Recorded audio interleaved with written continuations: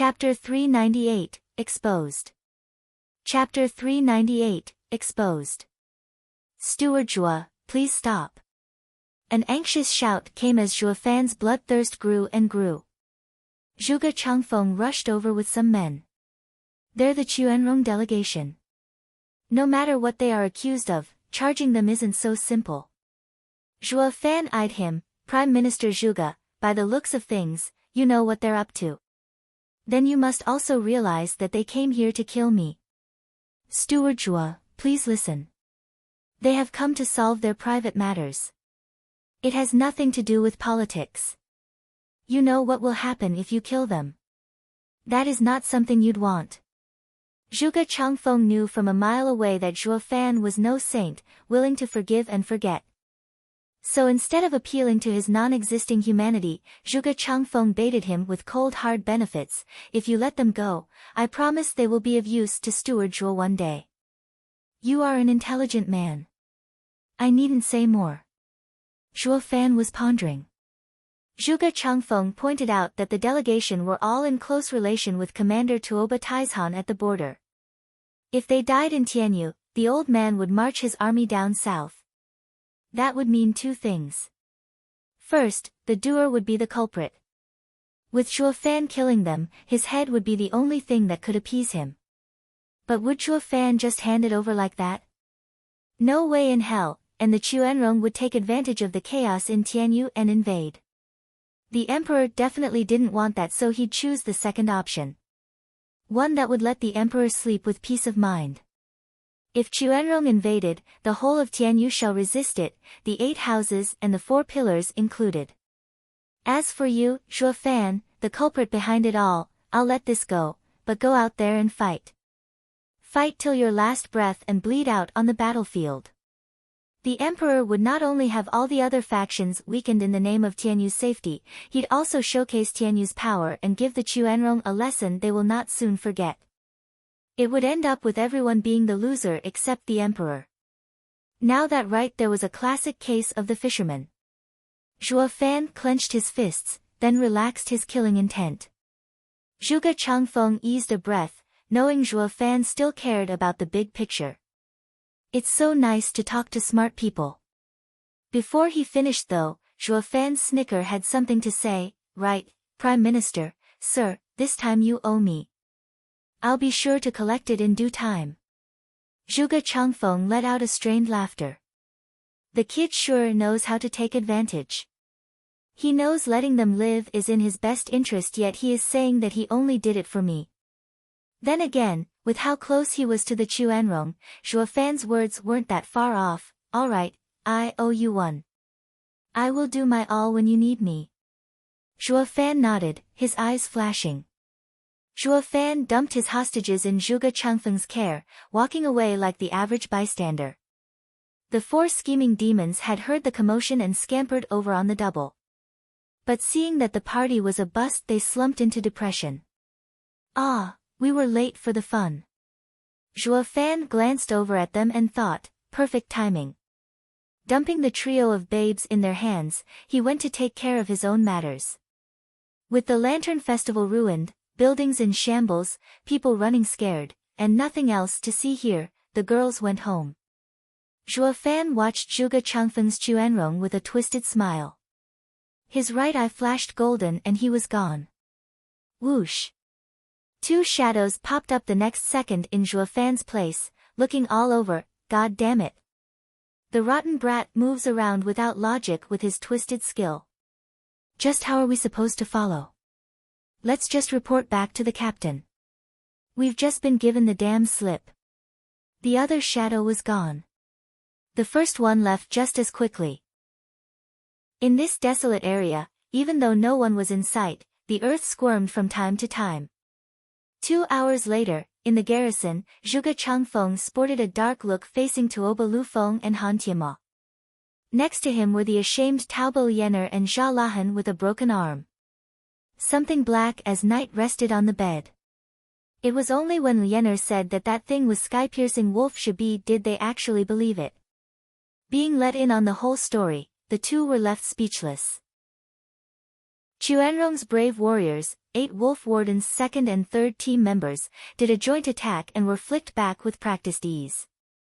And the opponent even strolled away like nothing happened. If not for Zhuge Changfeng's timely arrival, they'd be dead by now. Tuoba Lufeng didn't set out to cast blame on the trio, but instead was overwhelmed by the cruel affair. Zhuo Fan was an abomination. Zhuge Changfeng sighed, I warned you not to step on his toes. And yet you. Forgive us, Prime Minister Zhuge, I failed in teaching my sister. I will make sure this never happens again. Tuoba Lufeng bowed, glaring at Liener and Zhao Lahan until their faces were red from shame. As for Zhebi, he was just laying there, in his blackness. The earth squirmed and Hu Yanchai came out. He gave his salute and said, Prime Minister Sir, Zhuo Fan had a tale like you predicted. But he is truly remarkable. I don't know how he did it, but he even left me behind, not just those two. The two tails left to report instead of following you here. Ha ha ha, they're His Majesty's men all right. But that kid sure is cunning and sly like a fox. There may very well be no one in Tianyu capable of following him. Those two guys were merely trying their luck. Zhuge Changfeng mocked and praised, Obscure wolf, you are quite smart yourself to come to me first for help. Good, very good. Prime Minister Sir, that Zhuo Fan was too much of a monster. I was afraid of being wiped out and thought only Sir could help. Without Prime Minister Zhuge's help, my sister and my men would have been slaughtered at the hands of that twisted maniac. As a brother and young commander, I express my deepest gratitude. Tuoba Lufeng gave a 90 degrees down angle bow. Zhuge Changfeng shook his head, young master, there's no need. Even without my interference, Zhuo Fan wouldn't have killed them. Tuoba Lufeng was lost, but sister said his killing intent was actually visible. Zhuge Changfeng shook his head, he is not feared for his brawn, but for his insidious and twisted mind.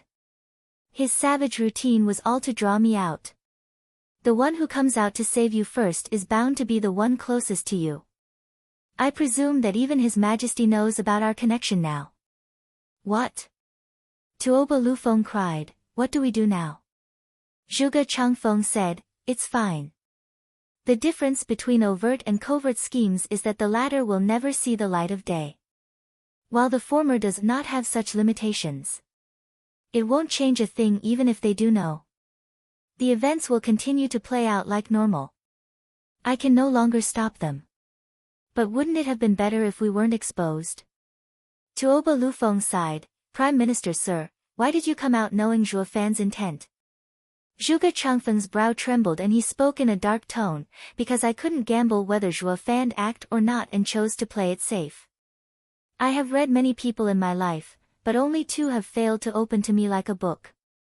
He is one of them. Everyone was stunned. Zhuge Changfeng was known as the best mind in Tianyu, yet he couldn't see through a brash kid? Zhuge Changfeng smiled in reply to their thoughts, I caught a glimpse of him before the esoteric debate, but ever since after the event, he is closed to me. Or it may be that I don't even want to see. Because in that battle, he had done terrible and unimaginable things. What? Taobo Yenner lit up. Zhuge Changfeng sighed, he lost his mind over a girl. It was my first time seeing him like this. In his madness, he had executed some of the most savage ploys, ending with the death of Regent Estate's eldest young master and plunging the Luo clan into the twisted world of politics before its time. All of these were rash and ill-advised choices. He was sure of it as well, but made them anyway.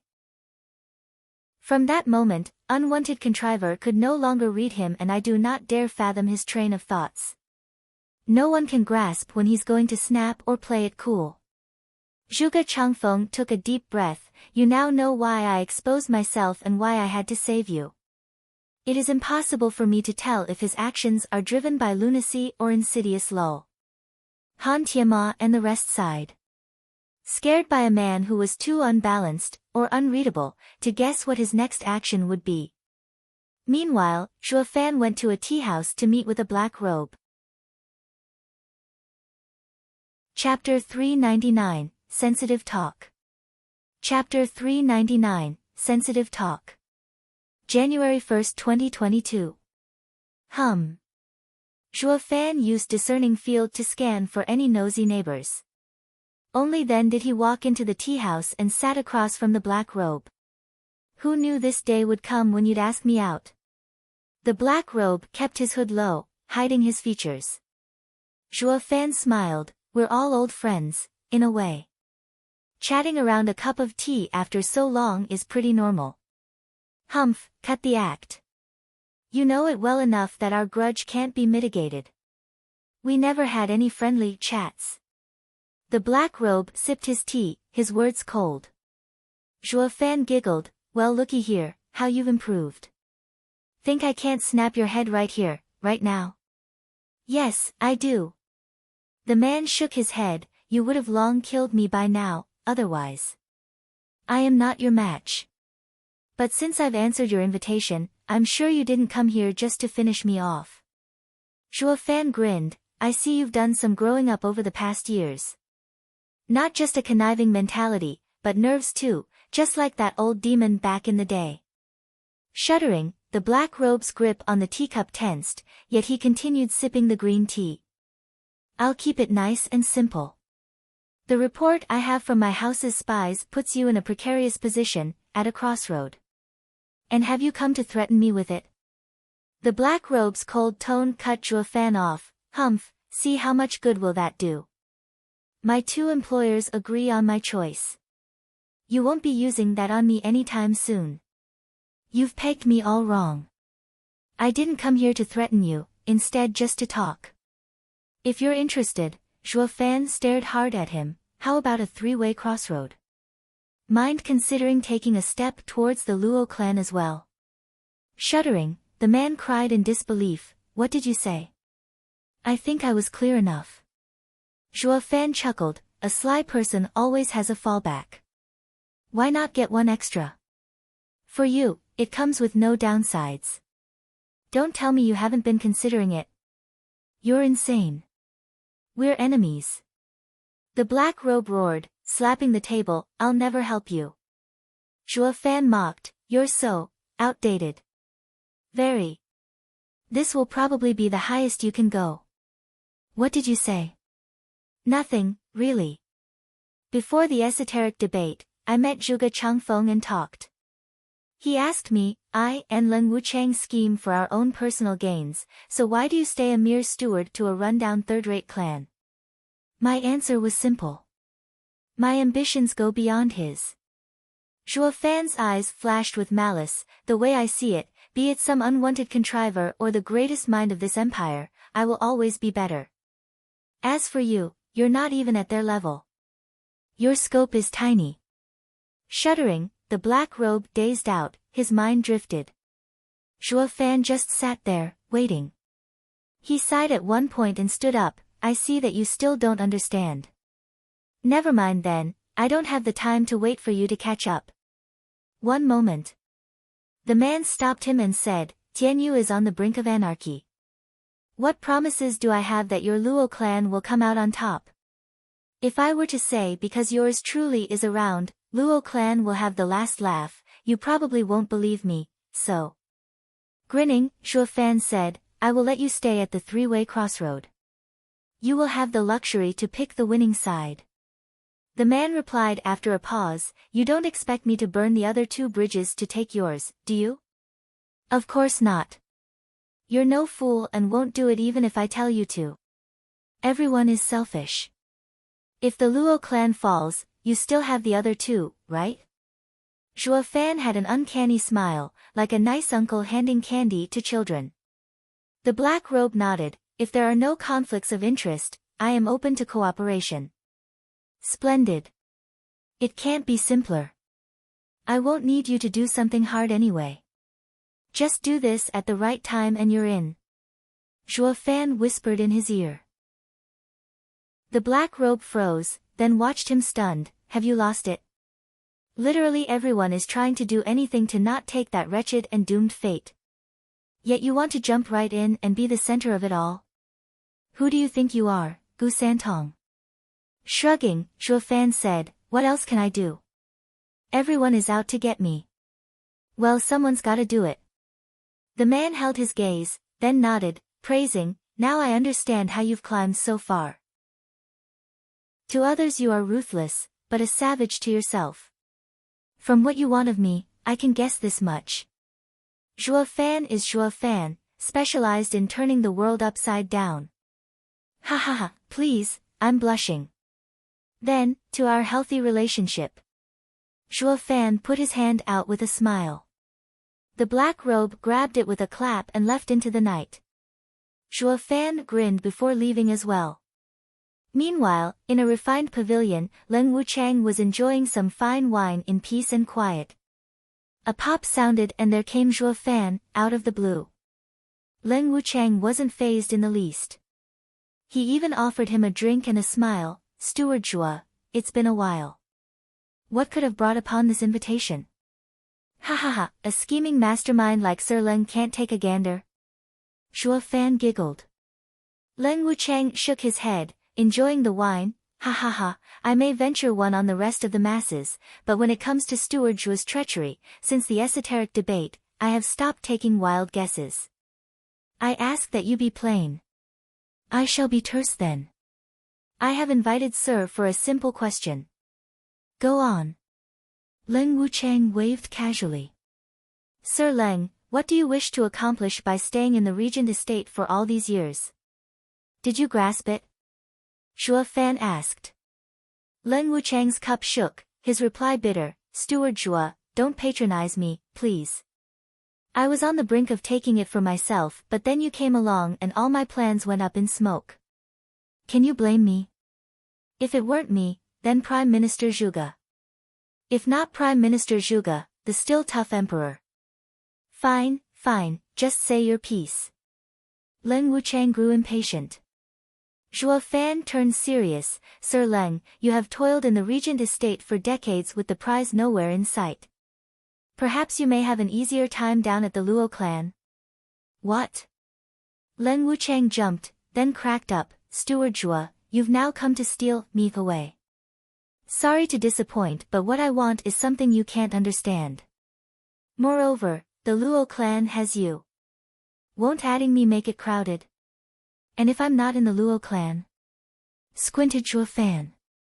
Leng Wuchang cried, there's no way that can happen.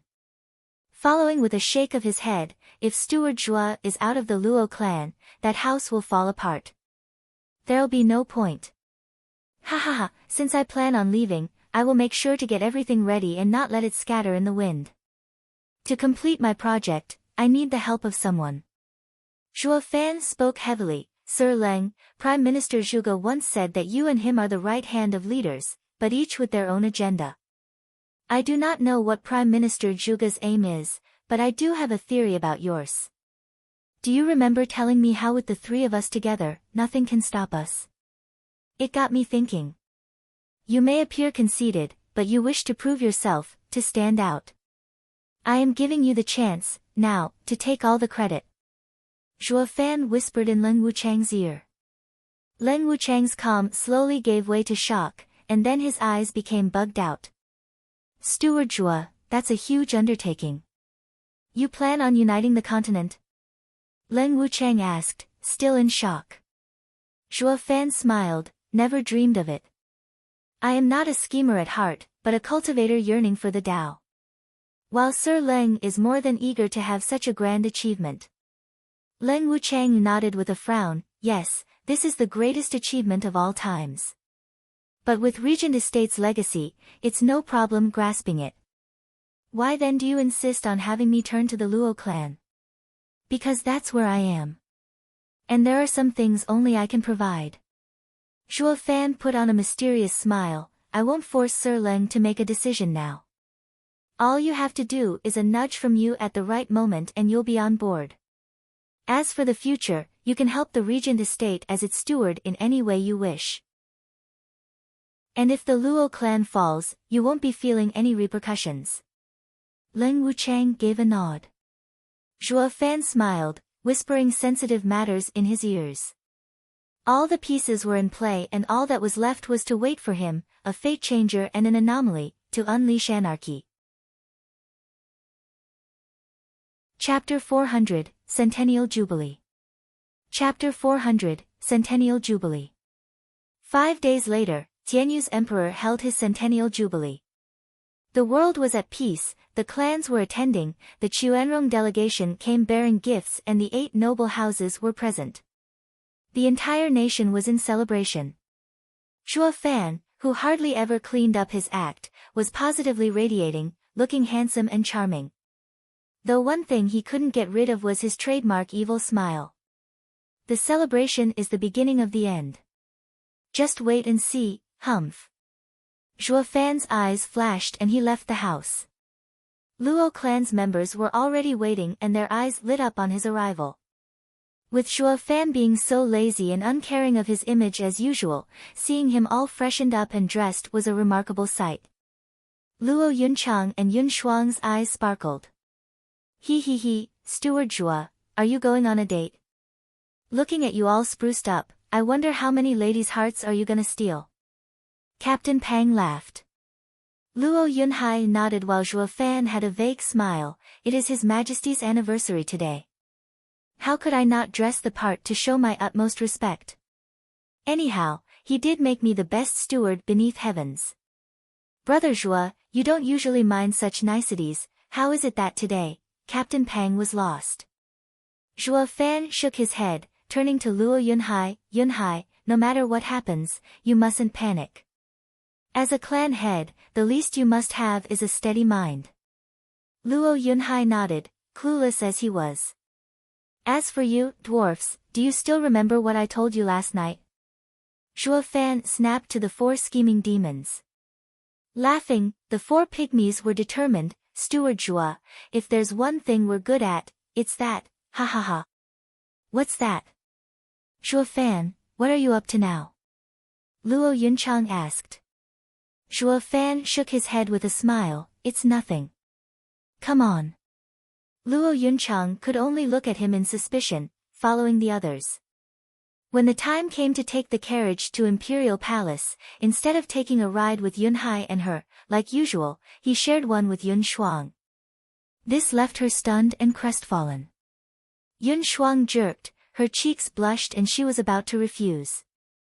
But the jerk that Zhuo Fan always was, entered the carriage without a care and even pulled her close with an evil grin. Shuanger, is something wrong or do you not like my company? Not at all. But shouldn't you go with young miss? She neither had been on the Luo clan's premises for a couple of days, nor was born yesterday. It was obvious to her that Luo Yunchang was carrying a torch for Zhuo Fan. While Zhuo Fan being the steward and Luo Yunchang being the master, complemented each other. While she, the outsider, felt quite awkward getting so close with another's man. Zhuo Fan didn't mind it in the least, wearing the same snickering smile, you should get used to it then. We will be spending many days together in the future. What? Yun Shuang stared at Zhuo Fan, cheeks blazing. She couldn't make sense of his words and her heart was jumping to conclusions one beat at a time. Her heart got so fast that it felt like it had burst out of her chest. Zhuo Fan sat there calmly, wearing the same all-knowing look. Luo clan's convoy was going down the imperial capital's main street en route to the imperial palace. The crown prince was waiting at the gates along with his 2 brothers. Yuan Yong grinned, crown prince nodded and the second prince's face twitched. There was a distinct possibility that he recalled a particularly painful event for his mood to sink. The other 2 knew why, of course, choosing to ignore him and proceeding to welcome the guests. Luo Yunhai and Luo Yunchang came out of the first carriage. The princes looked inside at the empty ride and wondered, where's Steward Zhuo? Zhuo Fan walked out of the second carriage, leading a blushing Yun Shuang by the hand. The 2 princes jumped to conclusions on the spot. Luo Yunchang was staring daggers at the couple, her heart consumed by jealousy. When did they get so close? Sigh, some outstanding men have so much appeal, everyone wants them. Nobody noticed the second prince in the corner showing an odd look seeing the 2 princes so close to the couple. Brother Zhua, you're an eminent romantic. Every time I see you, you're holding a bell in each arm. Mind letting this bachelor in on your little secret? His largeness sighed. Zhua Fan merely waved, Fatty, I'll be frank here. Everything before was a lie, while only today is real. Yun Shuang blushed harder, her heart frantic. When did Steward Zhua have such feelings for me? Luo Yunchang shuddered, her mind blown. It was the first time Zhua Fan was open about his feelings, never speaking of them even in front of Chu Qingcheng. Why is he suddenly baring his soul for a lady he had met not a month ago? Is it because she bears a striking resemblance to Ning? Luo Yunchang felt bitter as the crown prince laughed, Congratulations, Steward Zhua. Holy maiden and a hero make for a match made in heaven, ha ha ha. Zhua Fan held his head high, with a confident smile. Yun Shuang was already riper than a tomato, lowering her head in confusion. She still didn't understand what had just happened. When did I and Steward Zhua become an item? Please, this way. The crown prince flourished. Zhua Fan led Yun Shuang in front, entering the grand hall. He noticed the other houses, and Zhuge Changfeng and Dugu Zhantian were all there. Even the Chuanrong delegation was present. Glancing at the still pale Zha Lahan and Zhe Bi, Zhua Fan put on a savage smile, bringing out the fear in their eyes. Han Tianma and Tuoba Lufeng scanned him, getting shocked by the second. It was hard to fathom how a young man like Zhua Fan possessed such godlike power. He had to be taken out yesterday. The problem was finding the means to carry this act out. Steward Zhua, a new fling, I see. An odd voice jarred Zhua Fan's eardrums. It was Drifting Flowers Edifice's peony overseer. She took Chu Qingcheng's place in expressing her total objection with fiery and angry eyes. Peony, silence. Don't be rude. Grandmother glared at her and then smiled at Zhua Fan, ha ha ha, Steward Zhua, don't mind her temper. How could I? She is right after all. I do have a new fling.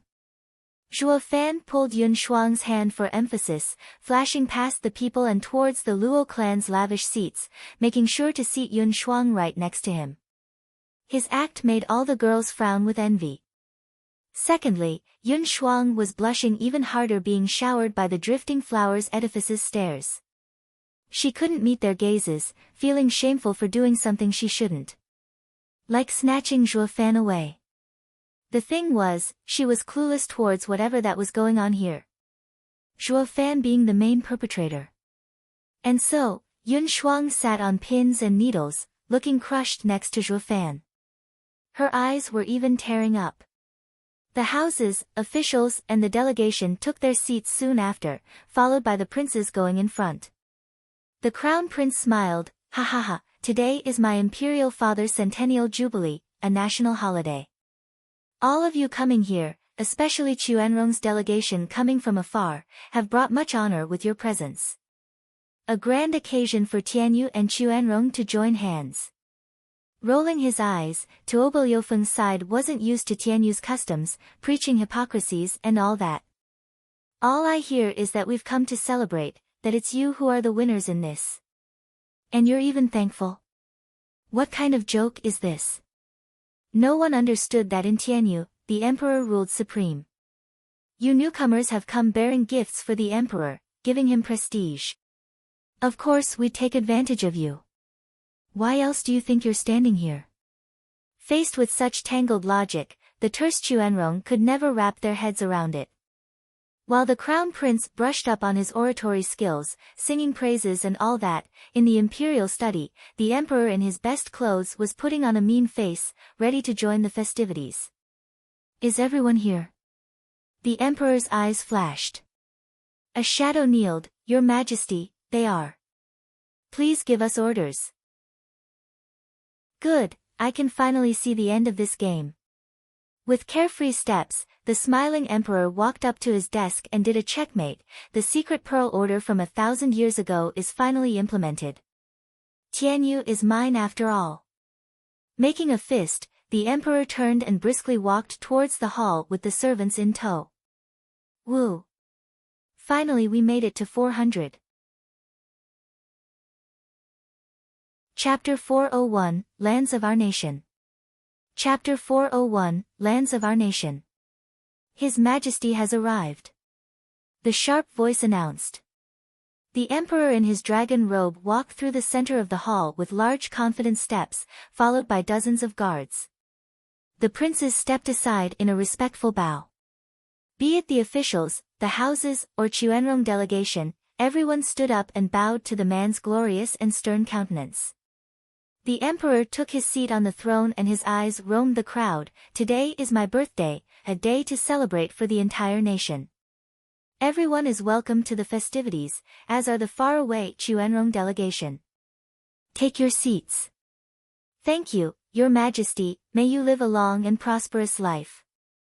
Everyone bowed again before sitting. The crown prince came before the emperor with a salute and a bow. The entire empire is in jubilation of your anniversary, imperial father. I have also prepared a special gift for this unique occasion. May your majesty live a long and prosperous life.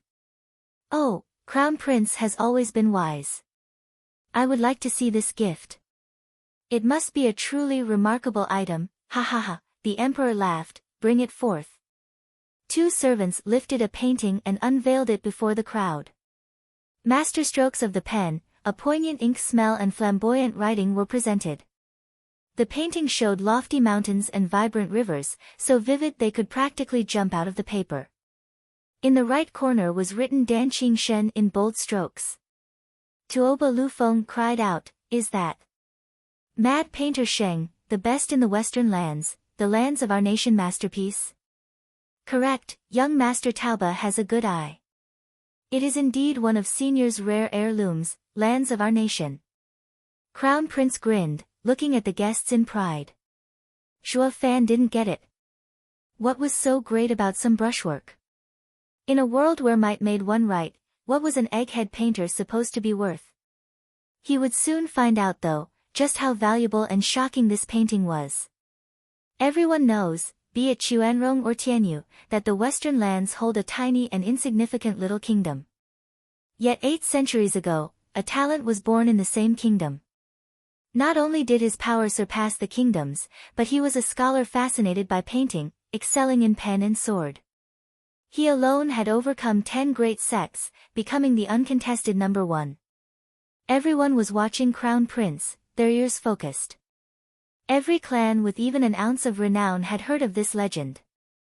But no one took it to be true, that a man like that was a painter.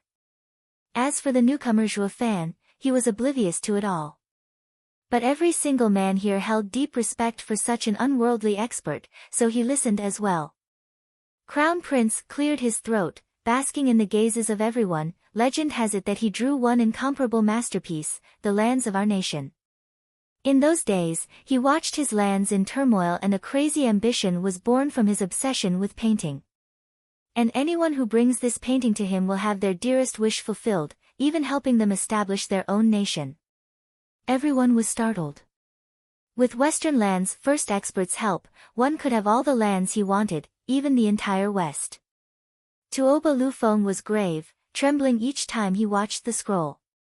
If the legend turns true, that means Tianyu has a deadly weapon. We have to have it. Tuoba Lufeng and Han Tiama's eyes met and they gave each other a secret nod. A casual voice was heard, Your Highness, where is this Dan Qingshan now? Ugh! The Crown Prince turned to Zhuo Fan, cleared his throat once and said subdued, They say the senior has been missing for 8 centuries and no one has found any clues of him since. TCH. Zhuo Fan mocked, What damn use does a damn painting have if you can't find the right damn person? Laughter burst all over. Zhuo Fan was blunt as a birch stump, but made damn sense too. The guy was gone for 800 years, so getting his painting wouldn't get you an inch of land. It was only good for showing off. Tuoba Lufeng and Han Tiama paused. How could an expert gone missing 8 centuries ago appear? In the end, the painting was just that, a piece of paper with ink on it. It posed no threat. The Crown Prince's cheeks burned, glaring at Zhuo Fan. For God's sake, you've upstaged me. I gave you all those treasures for nothing. The way the crown prince figured, this gift was useless, but using the legend around it, he would show off and earn his daddy's attention. But one simple line from Zhuo Fan had ruined everything. Now the imperial father will mock my gift. Though his heart was a mess, the emperor was calm. Crown prince, I understand your good intentions for me, the people and the land. Using disreputable means to gain land won't last the test of time. The painting may not be practical, but it is a work of art. I shall accept it. Thank you, imperial father, for your guidance. Crown prince bowed, gratified that the emperor got him out of that mortifying moment. Present the reward. The emperor said. The closest servant brought the crown prince a case containing a jade scepter. Crown prince, you are my eldest and I wish for you to be safe and have all your dreams come true. Thank you, imperial father. Crown prince made a deep bow, touched to the core. Zhuo Fan mocked, how touched can you be when a lame scepter won't even get you a mountain? It was the second prince's turn to come forth. May imperial father be as content as the sea, your rule as long as a mountains. This gift of mine is a token of my appreciation and sincerity. His hand flashed and a 9-foot-long heaven-drawn halberd smashed the ground, shaking the feast. The guards' response was quick in posing themselves before the emperor. Only at his casual wave did they withdraw. Child, what? The emperor's beard shook, sighing inside. My second son has always been filled with valor yet not an ounce of propriety. Second prince proudly declared, Imperial father, this is heaven-piercing cloud halberd. An 8th grade spiritual weapon, a rare find that I have toiled much to bring to you. Be that as it may, what am I to do with this toy, son? The emperor's pained voice came. Second prince froze. Of course I've brought it for your safety, imperial father. Isn't that obvious? Or rather, you would stick to the elder brother's side, but not mine. Second prince turned glum, imperial father, this 8th grade spiritual weapon is far better than my eldest brother's painting. Zhuo Fan snorted and rolled his eyes. Everyone watched the second prince with a heavy look. Dude, sure your toothpick is better than crown prince's paper but you need to think of the circumstances. Today's emperor's anniversary so you brought him a weapon to hail him long life? It would have worked for Marshal Dugu though. You are getting off easy being the emperor's son. Anyone else would have got the chopping block by now. The emperor sighed and shook his head, forcing a nod, I accept your gift. But I am unable to use it so I will bestow it to you. I hope that it may help you in defending Tianyu and strike at the heart of its enemies. 2 servants pulled the halberd from the floor and presented it back to the second prince. Second prince grew flustered, wait, imperial father, that's the same as not taking my gift. Is my 8th grade spiritual weapon less than the elder brother's painting? Please reconsider, imperial father. The emperor's face hardened and his eyes grew cold, Younger, remember this. What I give you, you will accept without question. What I don't give you, don't ever try to take it. Am I clear? Shuddering, the second prince could feel the emperor's bloodthirst on his skin and nodded in fear. He withdrew while holding the halberd.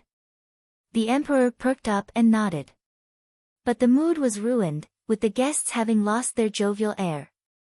They had witnessed the son of heaven's cruel and savage power. The emperor was not the mild and tempered old man, but a savage beast ready to jump out of that decrepit skin. Chapter 402, Engagement. Chapter 402, Engagement. Songer, you're always running to and fro, gaining knowledge with every trip. I'm sure there are many oddities you've collected along the way. I am very eager to see what you have for me. 2 princes down and 1 to go. Now that the third prince's turn had arrived, his largeness fat body was planted firmly in his chair.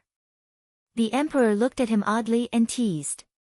The chubby trembled, wiped his ever-sweaty brow and wobbled to his feet before the emperor with a bright smile, he, imperial father, I actually planned on giving you a great gift, top grade in fact. Of perfect design and quality. To the point. The emperor's face darkened. The tubby wiped his oily hands, sweat falling down his brow like torrential rain, and took a coy tone, but I recalled Imperial Father's teachings. All the lands belong to the king and all the people are the king's subjects. So what could I possibly give the Imperial Father when everything in this world is already yours? Anything that I would offer would be taking the Imperial Father's item only to return it. There is nothing in this world truly mine to give. As such, the emperor's eyes grew colder. Swallowing dryly, the fatty wiped more sweat before saying, as such, Imperial Father, you must understand. Humph, of course I do. At my centennial jubilee, everyone on earth pays me tribute, yet only my son comes up empty. No, Imperial Father, you've got it all wrong. I believe that anything that I would present would be too crude and quaint to express my deep love and endless respect for my Imperial Father. For this reason I have sought the help of a great teacher for a month to learn a dance for your anniversary. The fatty came to the front, cueing the music and going down into a wobbly strange thing called dancing. No, it was a bit too soon to call it a dance. It was more or less along the lines of quirky jumping. His largeness flicked his hair, batted his eyes, his bubbly cheeks bouncing at the slightest movement. It was downright revolting, hideous and worthy of nothing but being thrown out. It was like looking at the sea from a boat, with the waves going up and down, and up and. While the blob bounced around quaking the floor with every downstroke, so too did the audience, maybe too in tune with the artist and his handy footwork. Even their guts were doing the rumba. It was truly a jolting experience. Crack. It wasn't just one, oh no, the entire audience was cracking their knuckles, looking at the graceful ballerina with bloodshot eyes. If not for him being a self-respecting prince, they would probably be raining fists and kicks by this point. Sweet mother of mercy. A dance should be easy on the eyes, but yours is sucking the life out of me. The emperor's face took so many shades of white even he didn't know it could. Shaking to his very bones, his fists clenched, his eyes red, pouring every ounce of his strength into not jumping in there to sock the ball into cutting the hellish dance out. But at some point, something was bound to snap, and that unfortunately happened to be his patience. Stop. Rumble. The fatty froze with a bent waist, blinking his big puppy eyes at the emperor's bloodshot ones. Every single guest breathed easier, cherishing this moment of peace on earth. Songer, next time, bring that great teacher of yours. I promise not to kill him. Now go. The emperor sighed. The chubby bowed and then hopped and banged his way to the chair, pleased as a punch for getting away with it. The rest of the guests were eternally grateful that the horror show had ended. We are blessed that our eyes aren't scarred from watching your chipper son bounce. Your mercy has no bounds, Emperor. The Crown Prince stood up again. Imperial Father, although the third brother's dance may be a bit rough around the edges, his intentions are good and his heart pure. Please bestow him a reward, Imperial Father. Humph, can anything live up to his performance? The Emperor's eyes flashed.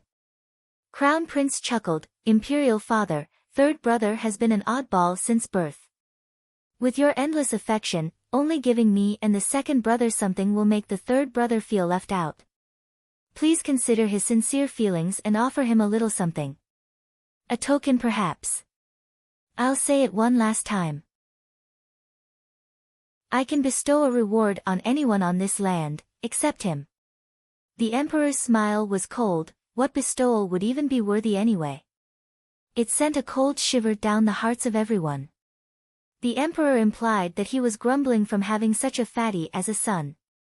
But how could the ruler be so short-sighted, fussing with his son over trifles? Zhuo Fan scratched his nose, exchanging a look with the first and second great minds. He already had an idea what was up. Only the second prince put on a mocking smile. Crown Prince tried it again, Imperial Father, please. Silence. The Emperor said, Crown Prince, there are some things you have no sway over. It's fine, elder brother. I know I've stepped on the imperial father's nerves.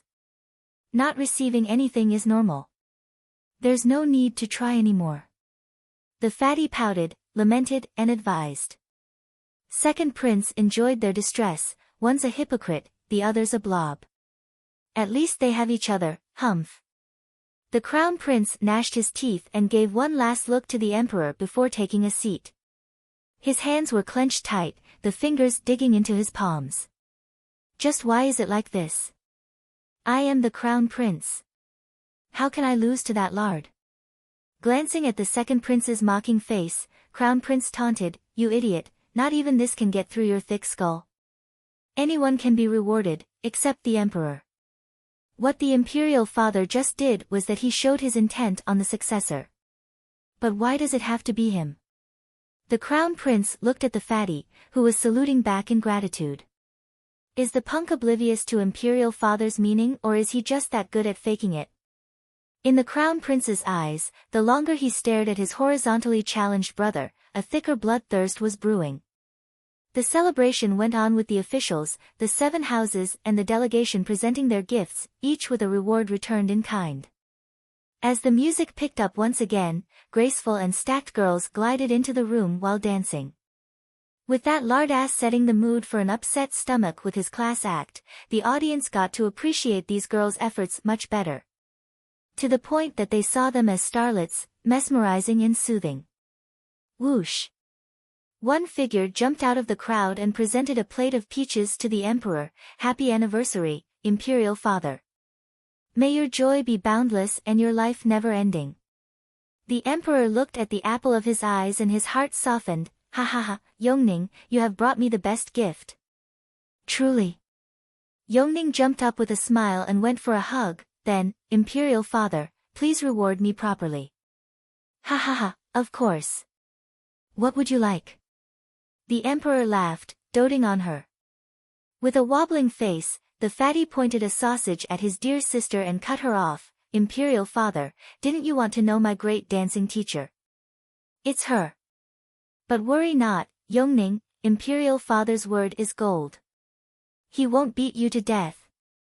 The emperor looked off kilter. Yongning, did you teach Tsonger to dance? Ugh. Blushing, Yongning glared at the living fat.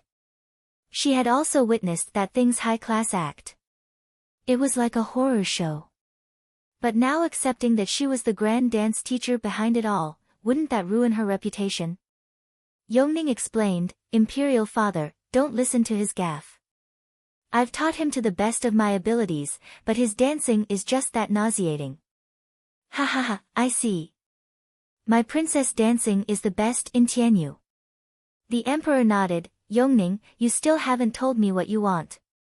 Blushing, Yongning peeked at Zhuo Fan, twiddling with her bracelet, acting coy and all. I imperial father, don't you think it's time? I mean, for mother's final wish. The emperor nodded, sending her back to the center and shouted, Yongning, Zhuo Fan, here is my decree. Today, Princess Yongning and best steward beneath heaven's Zhuo Fan shall be wedded. What?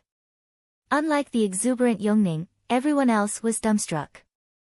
Zhuo Fan figured something like this was coming and sneered inside. It didn't end with just some simple decree. The second prince found his guts from God knew where and jumped forth. Imperial father, I have long since taken a liking to the parish's holy maiden Yun Shuang. I ask the imperial father to wed us. The emperor grinned inside. What's up with today? Everything is falling together perfectly. He had long been thinking about how to steal Yun clan back from the Luo clan, to take advantage of Zhuo Fan's calculative ploy, using this perfect chance to do just that. The emperor nodded inside, marvelously done, my son. And spoke, happiness comes in two today, with Miss Shuanger tying the knot with my son. Second prince kowtowed. Yun Shuang shuddered, crestfallen, grabbing Zhuo Fan's arm tighter out of instinct. With a confident smile on, Zhuo Fan gave her a warm look. It's okay. You are with me now. It will never change. Yun Shuang's eyes turned red, but her heart regained calm. The last time she'd been so at ease was when her grandfather was alive. Chapter 403, Breaking All Pretense. Chapter 403, Breaking All Pretense. There was a damp and dark tunnel littered with checkpoints made of sealed heavy doors and 2 radiant stage experts standing guard at each one of them. Their moods were heavy as their eyes narrowed. A guard holding a set of keys approached. With a flash of a badge, the gate opened. The badge read Emperor's Approval. Gate after gate, the guard had to pass through 18 of them to reach the end. It was a small dark room with a pint-sized figure resting on a simple bed, chewing lazily on something. What does the old coot want this time? Taking another bite, a tender voice came, filled with disdain. You come to me for help yet lock me up in this hellhole whenever you're done with me. For 300 years I've kept my word, the only saving grace you have from my rage. And these things, I have never eaten worse garbage in 300 years. Aren't I a divine dragon? Whoosh. He threw away the thing at the guard. With a bang, it flashed past the guard's face, wind biting his face. It made a meter-deep hole in the wall behind him and even shook the whole place, yet the thing was still intact. The guard was scared out of his mind. This place was made of a 7th-grade material, crystallized black tungsten, turning it into a fortress. But to this guy, it was like paper. A casual flick and the place got ventilation. The guard made a shaky bow. Sir Gu Santong, please calm down. I am only conveying the Emperor's orders to handle a tough opponent. I'm not going. Gu Santong snorted, I've only promised to defend the imperial family. There's nothing in it related to putting me to work. Do it yourself. The guard begged again, Sir, His Majesty is requesting you in person. This man is an exceptional expert. How could anyone match him? Moreover, His Majesty promises to improve your meals. Improve? By how much? Gu Santong raised an eyebrow. The guard picked up 3 fingers, 3rd-grade ingredient every day, with 4th grade on holidays. Gu Santong's eyes spun and then he shook his head, 4th grade every day and 5th grade on holidays. No, make that 6th grade. It's a deal. The guard let out a carefree nod. The promise was still within His Majesty's limits. I need to get this young master out of here fast.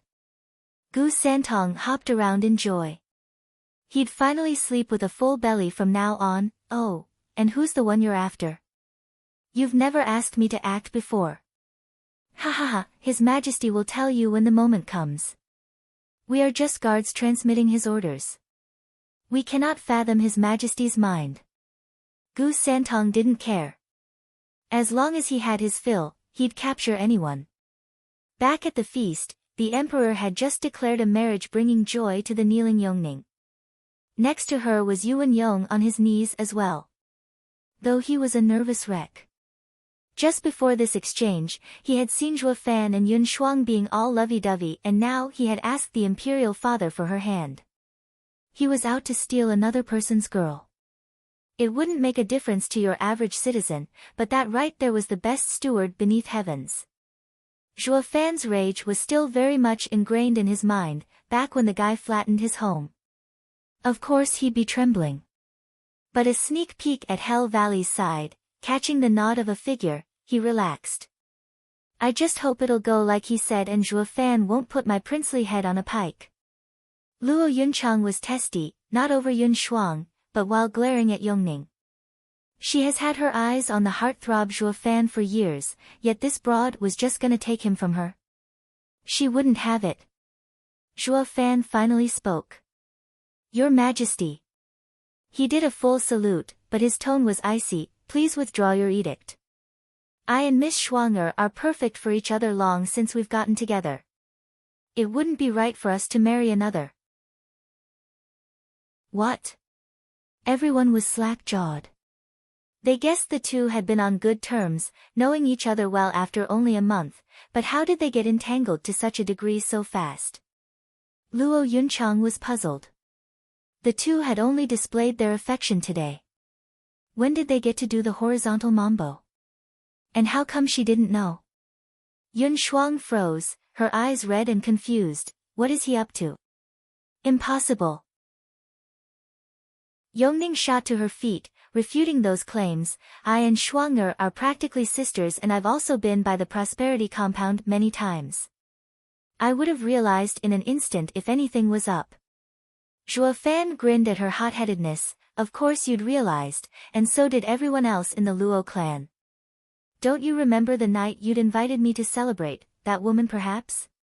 Shuddering, everyone turned to the young frail Yun Shuang, who was flushing harder than a tomato with tears in her eyes. She was a sensible girl and couldn't endure having her mortifying moment to be out in the open. Zhuo Fan had other things on his mind besides the trifling things like shame. He grabbed Yun Shuang's hand and sneered, that was Shuang'er. Everyone in Luo clan can attest since I was doing my business when they burst in. That does seem to be the case. Luo Yunhai nodded. He was clueless towards Zhuo Fan's aim in exposing such a degrading affair, but he figured it will all lead somewhere. For scheming demons were jumping and hooting in confirmation as well. Zhuo Fan and Yun Shuang were an item. There were no two ways about it. Yongning and Luo Yunchang glared daggers at Yun Shuang. Defend the guy all you'd like, but it was hard to find the traitor in one's midst. What a good sister, stealing my man from right under my nose. Yun Shuang looked devastated with her head low. Pointed out by all husbands what a chippy she was. All those stares were making her sick. The emperor watched it all with a cold dragon's eye, his fingers drumming on the table. With a deep breath, his boundless majestic voice came, "Are you done? The wedding is tomorrow." Zhuo Fan raised an eyebrow and laughed, "Your Majesty, if I don't feel like it, there's no one in the world that can make me." Bam! The emperor flew off the handle, insolent. "I am the ruler here, the emperor. My decree is final. Zhuo Fan, you dare question my authority?" All eyes watched in shock, their hearts drumming in their chests. "What's up with His Majesty? That is the best steward beneath heavens, you honored yourself. Marriage is such a trifle, so why make such a big fuss and fly into a rage? Something isn't right about this. It's not just about fighting an edict." The old foxes noticed discrepancies. Zhuge Changfeng and Leng Wuchang knew even more, showing endless calm. The emperor has had enough. He's about to act. "Imperial father, please calm down. I and Shuang'er are sisters. Even if we have the same husband, it'll be fine. Second brother doesn't fit Shuang'er anyway. Please take your edict back and don't take your anger out on them." Yongning feared the emperor would do something to the couple in his rage. The emperor wouldn't have it. Silence. I have had enough of Zhuo Fan's vile morals. Seriously wounding the delegation, destroying a prince's home, undermining my authority, in contempt of court, brash, arrogant and violent. On such a blessed day, I wanted to make him my son-in-law, yet he refuses my edict. A criminal such as he is a plague on this land. In his rage, the emperor dumped one crime after another on Zhuo Fan's head. He had so many piled up that even 100 deaths would be too light a punishment. Zhuo Fan, Leng Wuchang and Zhuge Changfeng were the calmest, having seen it all come. If one wanted someone dead, he'd just find the pretext to do it. The emperor can lift you, can sanctify you, but can also bury you, demonize you. It's all at the emperor's whim. If he wants you hanged, he'd find some excuse, don't you worry. Funny how it matched perfectly with Zhuo Fan, who had always called himself a demon. Finding faults couldn't be easier. While the blunt Xuanrong looked on stumped. I say, why let him live if he's a criminal on death row? Shouldn't you be over and done with this demon the moment you found him? Zhuo Fan sneered, Your Majesty does not seem to hold me in any regard. Staying here is pointless, let's go. Zhuo Fan left with the Luo clan. Bam! The emperor slammed the table. Humph, Zhuo Fan, you think so highly of yourself, showing contempt to me? You won't run away that easily. Oh. Who, I wonder, in whole Tianyu has the power to stop me? Zhuo Fan mocked. Pretentious. though everyone agreed inside. Zhuo Fan did have the power to back that claim. The emperor squinted and his face twisted with malice. There will always be someone better than you out there. Zhuo Fan, you are toxic. Seize him. With a bang, a red flash shot for Zhuo Fan, followed by a childish voice, "Old coot, don't forget about the 6th grade ingredient." Chapter 404, Father and Son Fight. Chapter 404, Father and Son Fight.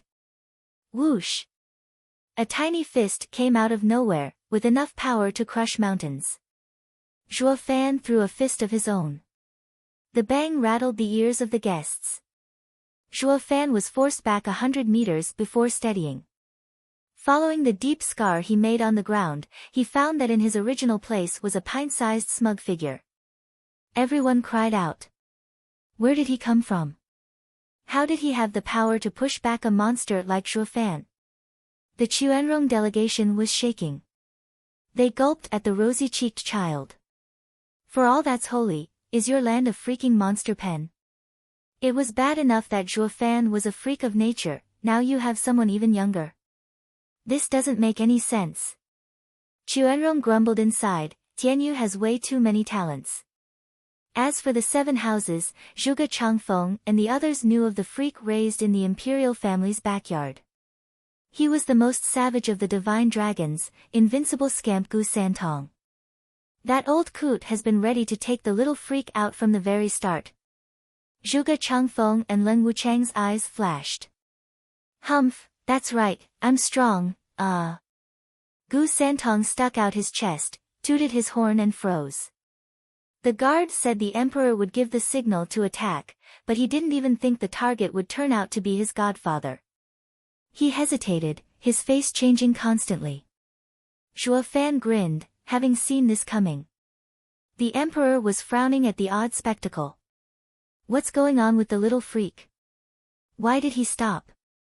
Duh, Gu Santong mumbled awkwardly. Zhuo Fan didn't let him finish, flashing in his face with the red Qilin arm. Gu Santong blocked by instinct. Bam! Another shocking rumble spread and the guests took to the air. The emperor was taken away by the guards. This was a battle between monsters. Sticking around any longer would pulverize one's bones. Gu Santong shot back 50 meters from the punch, raising everything in a kilometer's range. Nobody noticed Zhuo Fan taking advantage of the smoke and mirrors to send him a message, in a few moves, I'll fake defeat and you should chase me. Gu Santong's eyes lit up and he nodded. Out of the loop as he was, he nevertheless believed that Zhuo Fan would explain himself. So he straightened his back, flicked his hand and launched Zhuo Fan into the air. Gu Santong jumped after him. The sky got littered with booms as the two traded blow for blow. Each clash ended with a pulse of power swiping the surroundings. They pulverized anything they touched, making sure no one even tried to get near. All they could do was crank their heads as the two darted to and fro, reducing the gaudy imperial palace to rubble. The audience sighed. The two were dazzling gems of equal rarity and power. Only they could unleash such a spectacle, others would have long since dropped dead. The Chuanrong were dumbstruck. The Chuanrong were tough, some say. The Chuanrong had mettle, said others. But witnessing these two experts of Tianyu fight, they came to know the true meaning of indomitable. By contrast, Chuanrong's guts were too damn mushy. Tuoba Lufeng and Han Tianma sighed. If all of Tianyu was like this, it was best to go back and stay in bed. What invasion were they thinking of? The emperor looked at the two receiving and dishing out blows with a bright stare. Zhuo Fan and Gu Santong looked the same, but Zhuo Fan only had a Qilin arm, the rest of his body falling short. Gu Santong however was bursting with power from every fiber in his being. It wasn't long before Zhuo Fan lost ground. Bam! Gu Santong's punch sent Zhuo Fan barreling into some lofty buildings. He had used the Qilin arm to block, but Gu Santong's power went through it and into his chest, forcing him to spit up blood. God damn it! That pipsqueak doesn't know how to hold back. I told him, only a few blows, but he's still going strong.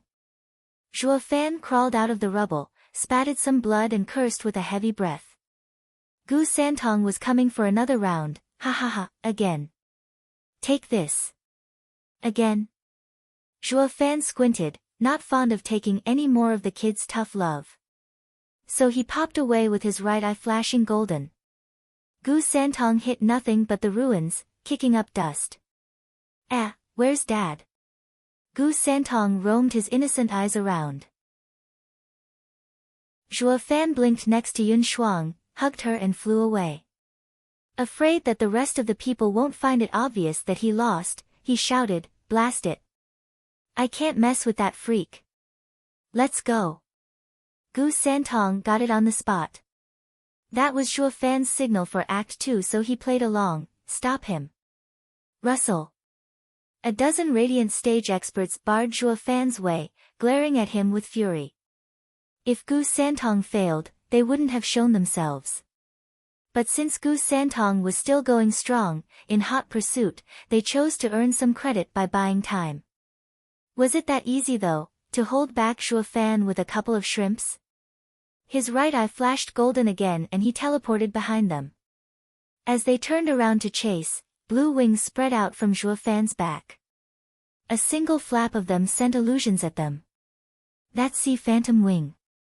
Look out! One cried, despite being too late. The blue image surrounded the experts.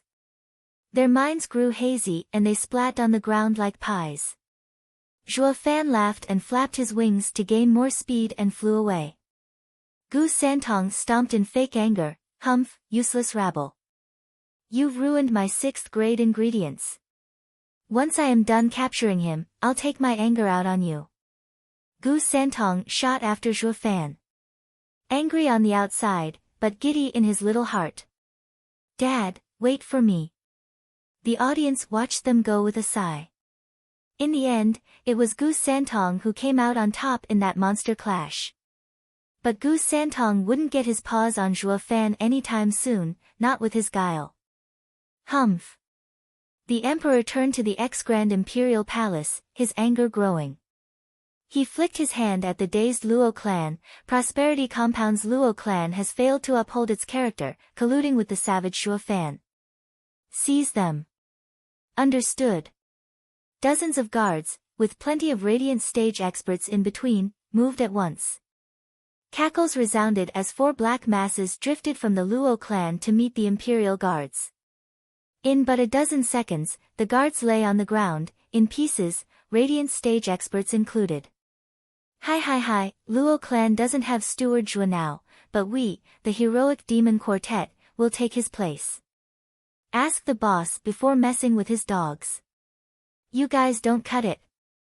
The 4 black masses hovered around the Luo clan with their creepy laughter. The emperor's face twitched. Luo Yunhai and the others sighed. The 4 pygmies were their elders.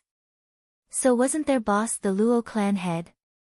That saying about dogs didn't quite apply here. But everyone knew those pygmies weren't right in the head, so they just dropped it. Funnily enough, coming out in defense at the crucial time showed their loyalty. Creak. A metal screech announced the arrival of a black figure behind the emperor.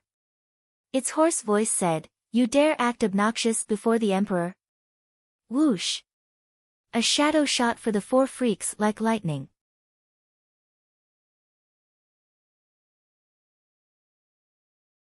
Everyone saw the Shadow King beat the 4 demos back, but to still look good in front of the crowd, they killed some royal radiant stage expert as a way of putting on a tough front and bragged about it before scampering. Only that radiant stage expert had to suffer in the making of this scene. First his mind went on vacation from Zhuo Fan's Sea Phantom Wings, then the 4 demons came to split him before vanishing away, the poor sod. If his soul would be drifting right now he'd be cursing to high heavens. *TS are angry with the Shadow King, so why take it out on little old me? Who told him to be so weak? With Zhuo Fan lighting the fuse to blow out between the Luo clan and Imperial family, the latter came out on top. Besides its elders, the Luo clan's young master and miss along with others had ended up in the imperial family's hands. The imperial guards assembled, having them surrounded. Luo Yunchang panicked, looking at the others. Luo Yunhai was still looking in Zhuo Fan's direction, finding it more than a little bit queer. Like he knew this day would come. So he calmed his jets and said, "Relax, it'll be fine." His calm inspired the others to do the same. Not even 20 yet the young master maintains a cool head in crucial moments. How could they lose theirs? The emperor nodded inside. Luo clan's young clan head has grown into a fine man. Dugu Zhantian looked on with pride. The godfather and son were on opposite sides, but he had taught Luo Yunhai. The youth's calm attitude was a homage to his godfather's teaching. Imperial father, prosperity compound's Luo clan has rebelled. They must be executed to appease the people. Please carry out their sentences. With everything under control, many showed their true faces, like the second prince barking at the Luo clan. That lit a fire under the chubby's ass. Imperial father, the cause of today's disturbance falls on the Luo clan's steward alone. The others are innocent. Imperial father, you mustn't take it out on the innocents. Yes, Imperial father, it had nothing to do with the Luo clan's young master and miss. Your Majesty's heart knows no bounds. Please let them go. Yongning pleaded. The emperor eyed the two, then said, "Crown Prince, you are the heir to the throne. How would you handle it?" "Heir? Humph, did you ever intend to give me anything?" He was still holding a grudge for what had happened back at the feast.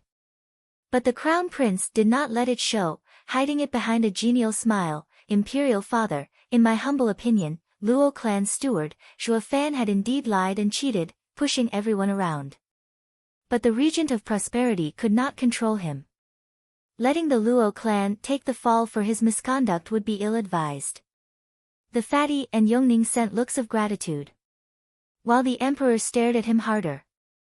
Getting his meaning, Crown Prince continued, "However, Zhuo Fan's vile attitude is due to the Luo clan's inadequate discipline. They do carry some of the blame. To my eyes, it is best to hold the Luo clan until Zhuo Fan is captured before handing out the sentence to them both." Crown Prince was candid, filled with reason and logical deductions. But to the old foxes out there, they could read between the lines.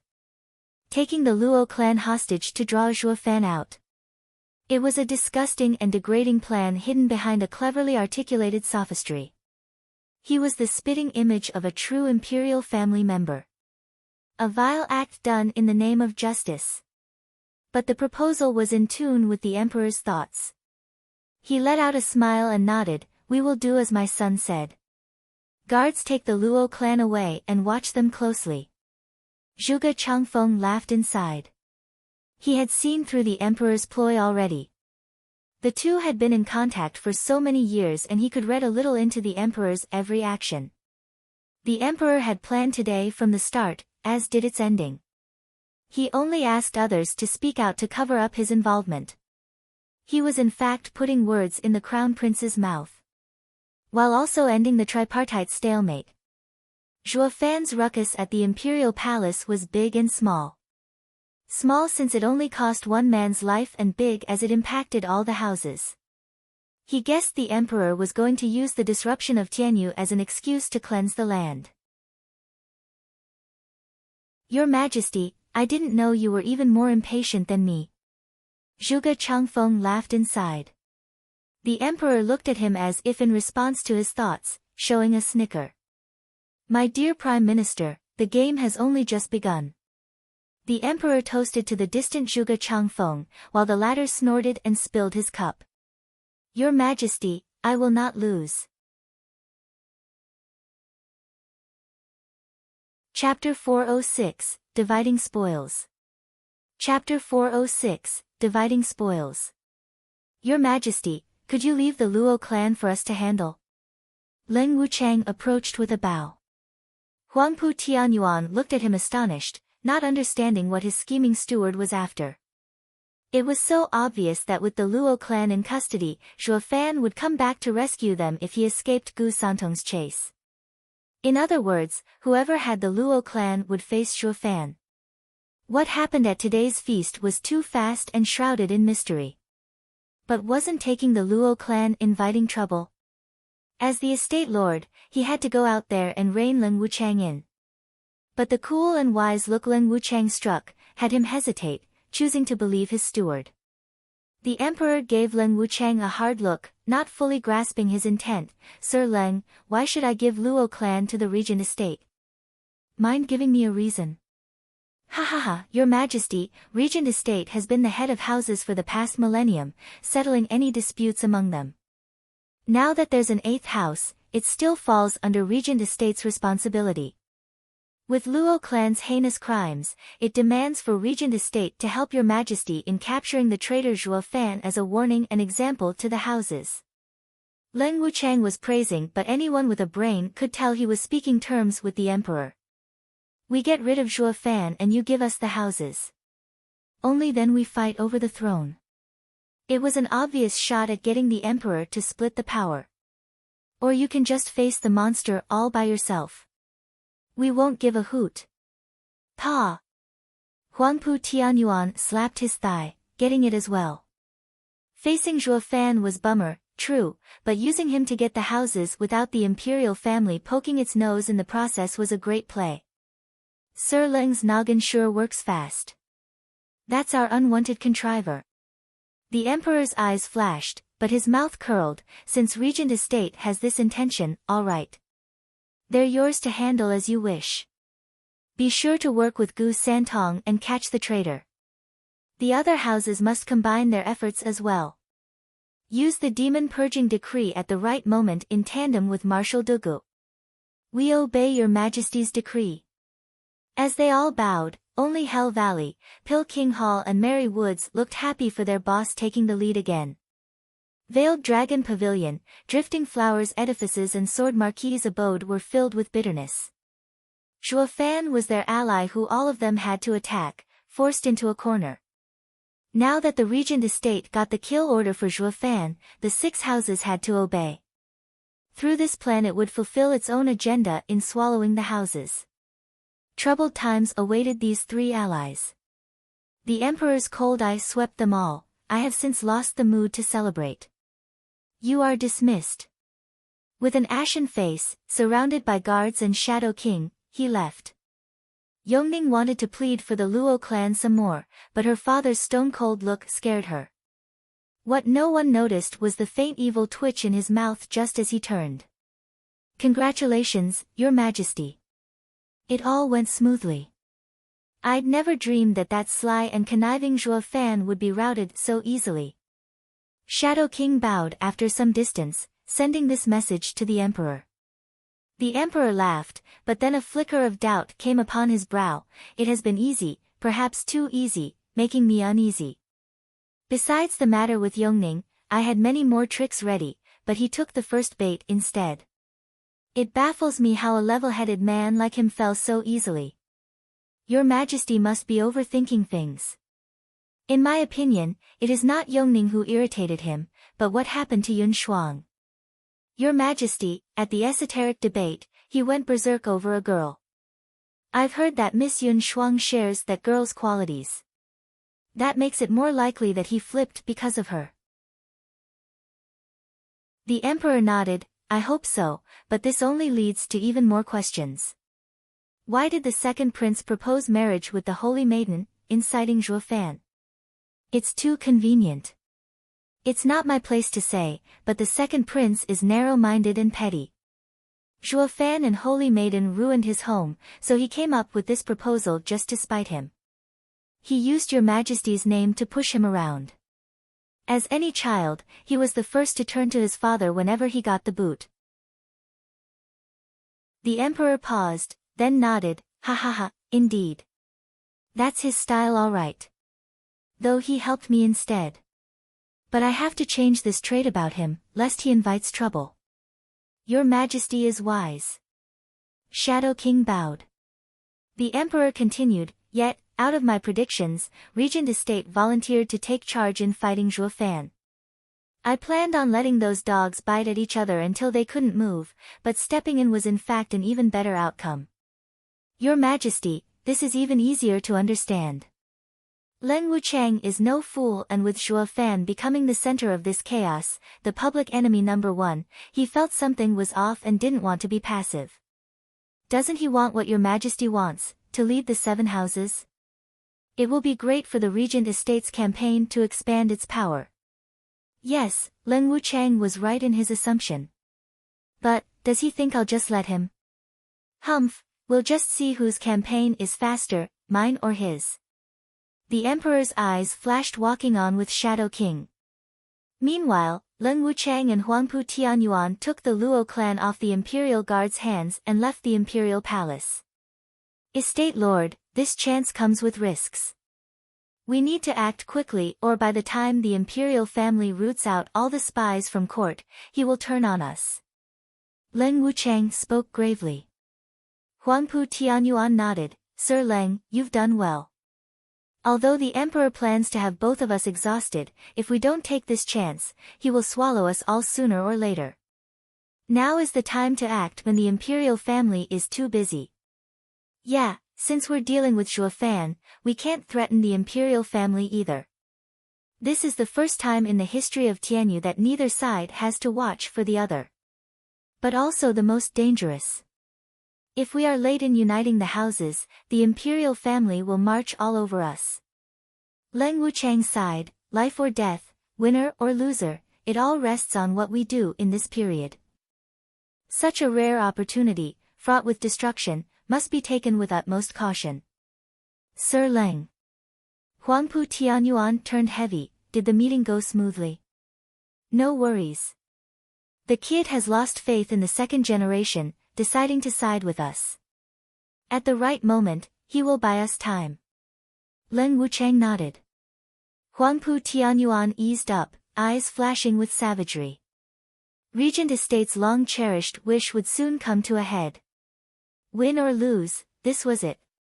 Zhuge Changfeng had the Chuanrong delegation taken back to the garrison, but on their way there, he was plagued with worry. Prime Minister sir, what is it? Tuoba Lufeng asked. Zhuge Changfeng took a long time to respond. What happened today is because the geezer made it happen.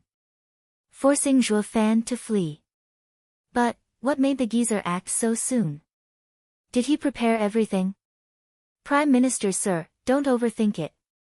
The more chaos there is the better, making it easier for us to invade, ha ha ha, Tuoba Lufeng grinned. Zhuge Changfeng nodded, but then his smile slipped. His heart seized, his brow furrowed. Why did the old coot choose this moment to act, when the Chuanrong delegation was present? Is it? Zhuge Changfeng shook his head. No, it can't be. I must be jumping to conclusions. No matter what, with the nation in chaos, everyone will move and everything will go according to plan. Old man, you want to use chaos for yourself, but did you think you're the only one with that idea? You won't get to rule these lands. Zhuge Changfeng laughed. Whoosh! 100 miles out of imperial capital, Zhuo Fan was hugging Yun Shuang's soft, exquisite and perky body as he flashed across the blue sky.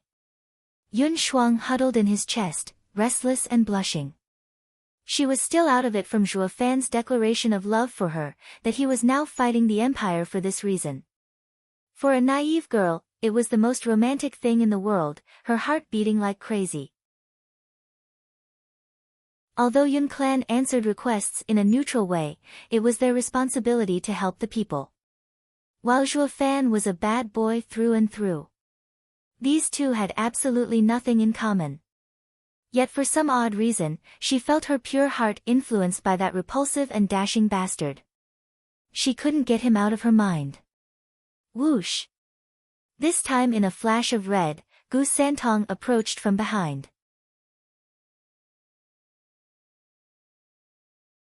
Chapter 407, Father and Son Aligned. Chapter 407, Father and Son Aligned. Oh no, Gu Santong is behind us. Yun Shuang cried at the incoming small red light. With her being the holy maiden and high priest Yun Xuanji's granddaughter, she knew of Gu Santong. He was truly a savage to push even the likes of Zhuo Fan back. Now watching him dart over, panic overrode everything. Zhuo Fan only had a wide grin, slowing down and taking a dive for a glade. He put Yun Shuang down and waited for Gu Santong. Yun Shuang looked at him lost. Does he want to measure his fist with Gu Santong again? Gu Santong landed and ran into them. His savage display just moments ago had Yun Shuang shaking, thinking he was now aiming to smash them to bits. But Zhuo Fan's calm was infectious, easing her worries. This man is that confident in taking Gu Santong's power. Ah! Yun Shuang saw Gu Santong get closer and closed her eyes, not wishing to see Zhuo Fan pulverized. But the rumble never came. All she heard was giggling. Dad, I missed you. Gu Santong held Zhuo Fan's neck. Zhuo Fan patted his back with a quiet smile. Yun Shuang peeked once, then her eyes bugged out. What is going on here? They're on opposite sides, they just threw fists at each other back there, yet now they are kin. If they were so close, why did they do all that show of savagery? Yun Shuang was a pure lady, never able to understand Zhuo Fan's slick and devious nature at work behind the scenes. All she could do was stare in space, at exemplary parenting at work. Zhuo Fan brought Gu Santong over with a smile. Shuanger, can't you tell? He's my son. What? Yun Shuang wobbled, on the brink of collapse from shock. A great divine dragon, the best in Tianyu, invincible scamp Gu Santong, was his son. That was more than breaking news, that was capital. Even the emperor would be speechless. Since they're related, has the emperor lost it by sending the son after the father? The two can now team up and tear the imperial palace apart. Zhuo Fan shook his head at the dull Yun Shuang, reintroducing his son, in detail. Now she realized their relationship. But just now Yun Shuang frowned. Zhuo Fan grinned. I only went with the flow, enacting a little drama for everyone. But I didn't expect the emperor to be on the same page with me. He wanted me to be the scapegoat in this chaos and I wanted to bear the brunt, breaking the stalemate. What a coincidence we both wanted it at the same time. Otherwise, Yongning's marriage proposal wouldn't happen at the same time as the second prince's. You mean it was all fake? Yun Shuang's heart thumped. Zhuo Fan explained, Yongning's marriage was an obvious taunt from the emperor. Even if I accepted it, he'd come up with other ways to get a rise out of me and break all pretense. While the second prince's proposal was my idea to break pretenses in my own way. The stalemate would be blown up, with every faction out to get me, but in fact the best stage for each of them to get their share. Oh. I see. Yun Shuang bobbed her head still phased out, then what you did to me. And act as well, please don't mind it. It was only to let the others see that I had a perfectly good reason to flip out, or doubts will sprout making the next phase harder. Zhuo Fan nodded. Yun Shuang darkened, her heart sinking. She was a pure and unaffected girl, always abiding by her ancestors' teachings, never knowing love, but had fallen to despair when it struck her hard in the form of Zhuo Fan. Now Zhuo Fan was telling her that everything was fake and her budding love shattered to pieces. Yun Shuang watched the two giggle away and the bitterness only grew. You're so mean. While you were playing, I was serious. Biting her lip, Yun Shuang grew downcast. Dad, you're out to fight the imperial family, right? But my promise, after a brief moment of joy at the reunion, Gu Santong sighed. Zhuo Fan smiled, knowing his difficulty. No worries, young Sanzi, you're my son. I won't make it hard on you. You made that promise to the imperial family. I promise you, the imperial family will remain. Only the emperor won't. Yeah, as long as the clan lives, even if Tianyu changes colors, I'd still have kept my word. Ha ha ha, Dad, you're a genius.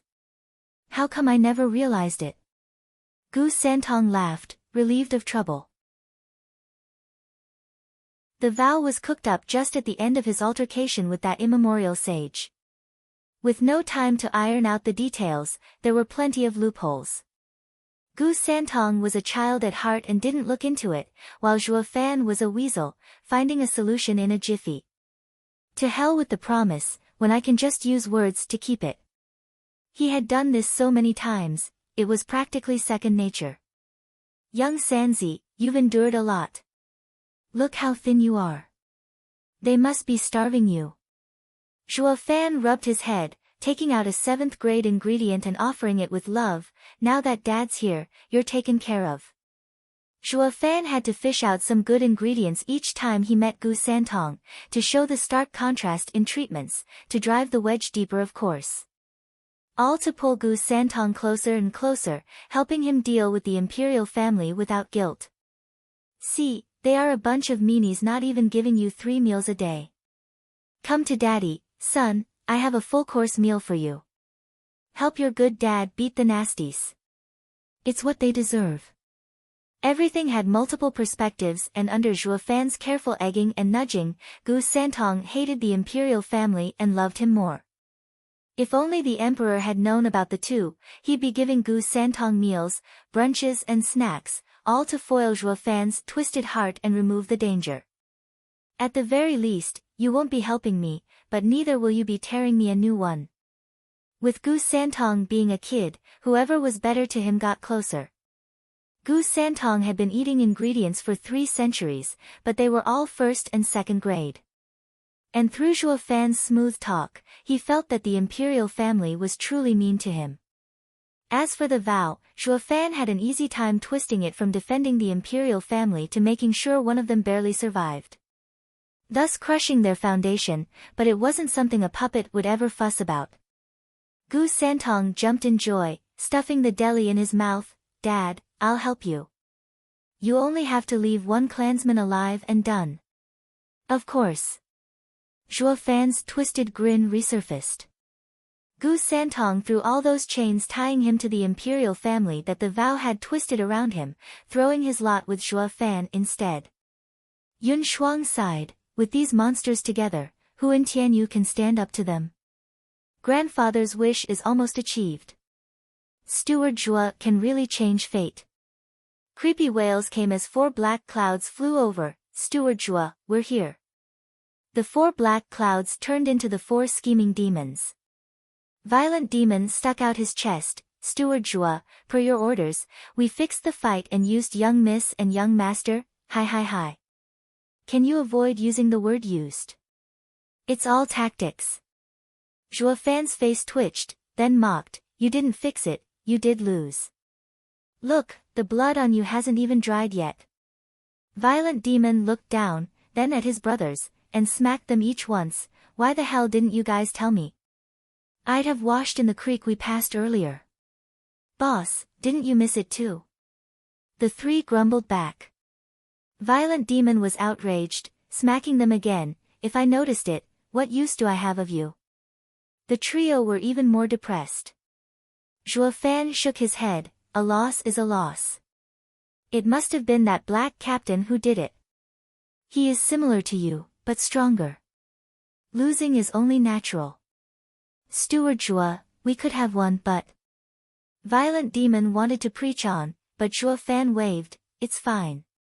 A true loss is better than a fake one for those guys to swallow. You take Shuang'er to Wingate City. Young Sanzi, let's go. Where are you going? Can't I come? Yun Shuang asked. Grinning, Zhuo Fan shook his head. No, I'm going to get back some hostages.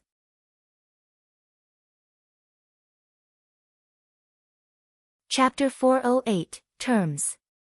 Chapter 408, Terms. On a bleak and lonely mountain laid a hidden courtyard. Leng Wuchang sat under a graceful pavilion in the backyard, free to sip at his wine in relaxation. Whoosh! A black figure popped out of the blue.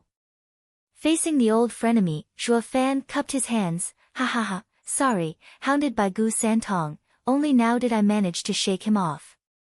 Ha, Gu Santong is all brawn, but it's not easy getting away from him. I reckon Steward Zhua is the only one in Tianyu who can do it. I'm impressed. Leng Wuchang saluted back. Zhuo Fan looked at the scene of paradise around him and sighed, such as Regent Estate. You are even hiding such a refined place on a lone mountain only 10 miles from the imperial capital no one knows about. A true rarity. Of course, with the imperial capital saturated in conflicts and people from all walks of life, intelligence is still of foremost importance. The Regent Estate wants the world, and to do that it has built a secret network. And Steward Zhua can relax. Not even the Emperor's spies can reach us here. We can talk at leisure. Zhuo Fan nodded, getting down to business. Sir Leng, thank you for your assistance. I presume you have my clan in custody. Where, may I ask, are they now? Zhuo Fan faked curiosity by looking around. How come I don't see them? Leng Wuchang's eyes flashed. Steward Zhua, you came to me for help to get the Luo clan in Regent Estate's hands by all means, and I've done it. That won't make me your enemy, will it? Of course not. Zhuo Fan said, I told you. Help me in this and you'll be on my side. But wasn't it something more afterwards? Leng Wuchang smiled. I help you with this, but I am still Regent Estate's steward, working out in Regent Estate's best interests. So even if you don't take me for an enemy, Steward Zhua, I can't help but do it to you. Raising an eyebrow, Zhuo Fan nodded, quite right. Then, Sir Leng, are you going to do it like the imperial family, and use the Luo clan as a hostage to deal with me? Would I? I know Steward Zhua's style all too well. The lesson at the esoteric debate was more than enough for me, thank you. With our strength, being testy with someone of Steward Zhua's caliber would be ill-advised. It would only make the imperial family happy watching both of us suffer, doing all the work for them. How could I do something so monumentally idiotic? Then, Zhuo Fan said. Bargain. Leng Wuchang was blunt. Steward Zhua wanted me to have the Luo clan, thinking it would be far easier to rescue them from the Regent Estate than from the imperial family. The reality is indeed so. We would have never touched such a hot commodity in our lives, even more so keeping them perfectly safe to present them to Steward Zhua. But giving them just like that is bad for business. I ask that Steward Zhua give us something in return. Zhuo Fan searched himself puzzled, then spun around. Take your pick. Be it integrity, conscience, or even chastity, you can take anything. Did you even have them to begin with? Rolling his eyes, Leng Wuchang chuckled. Zhuo Fan's brow rose in rebuttal. Who says I don't? I can vouch for my chastity that I have kept safe for dozens of years. Leng Wuchang turned serious. Steward Zhua, please don't crack jokes. You only need to give us what we want and Luo clan will be safely returned. If you don't, I guess we're at an impasse.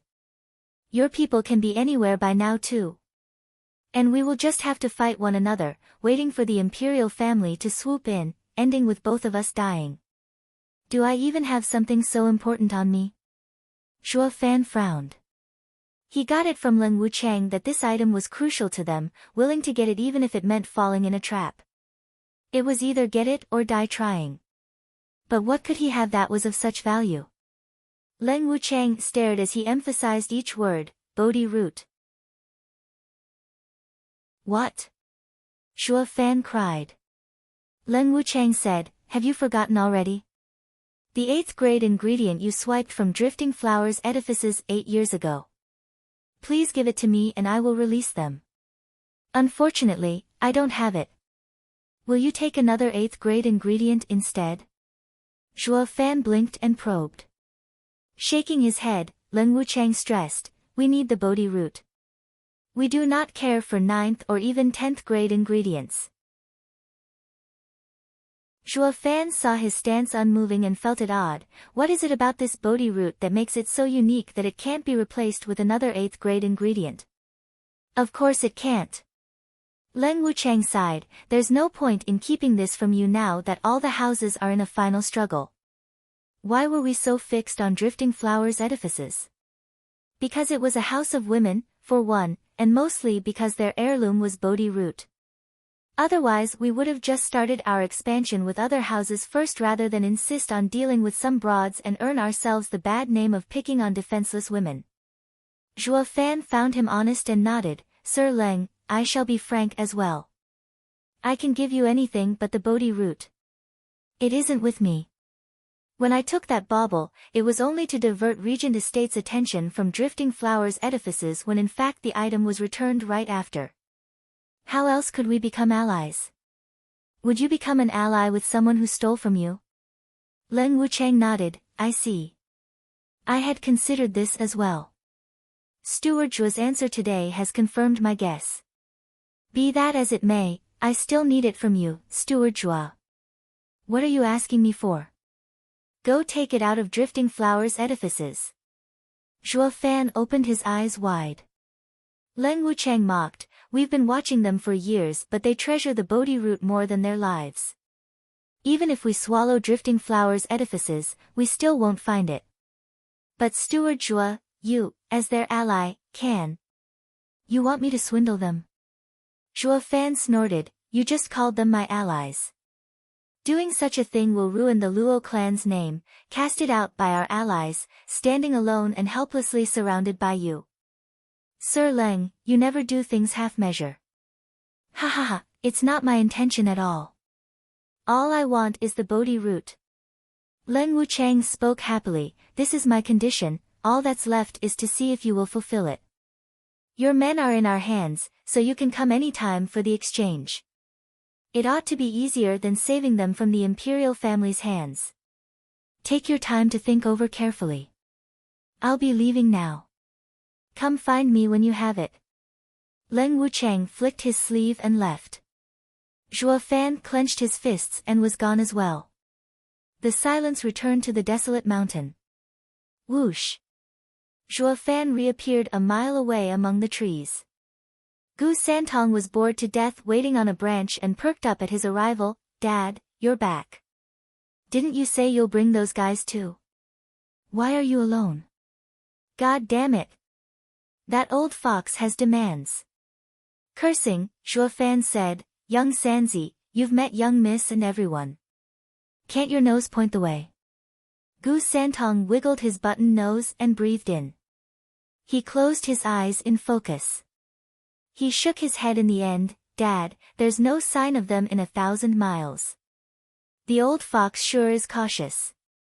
He thought I'd steal the hostages so he had them moved. He never intended to show them to me. Zhuo Fan spat, his mind spinning. After a deep breath, he came to a decision. I'll just have to go to Drifting Flowers edifices and take the item. But I won't soon forget this. Snorting, Zhuo Fan flew away. Gu Santong flashed red on his tail. Two monsters were zeroing in on Drifting Flowers edifices at top speed, to take away their heirloom, the Bodhi root. Drifting Flowers edifices, a clique of women, was in for some hard times.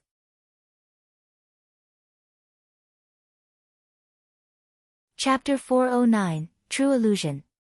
Chapter 409, True Illusion. Whoosh! The bright moon and stars were shining down on two shadows flitting left and right.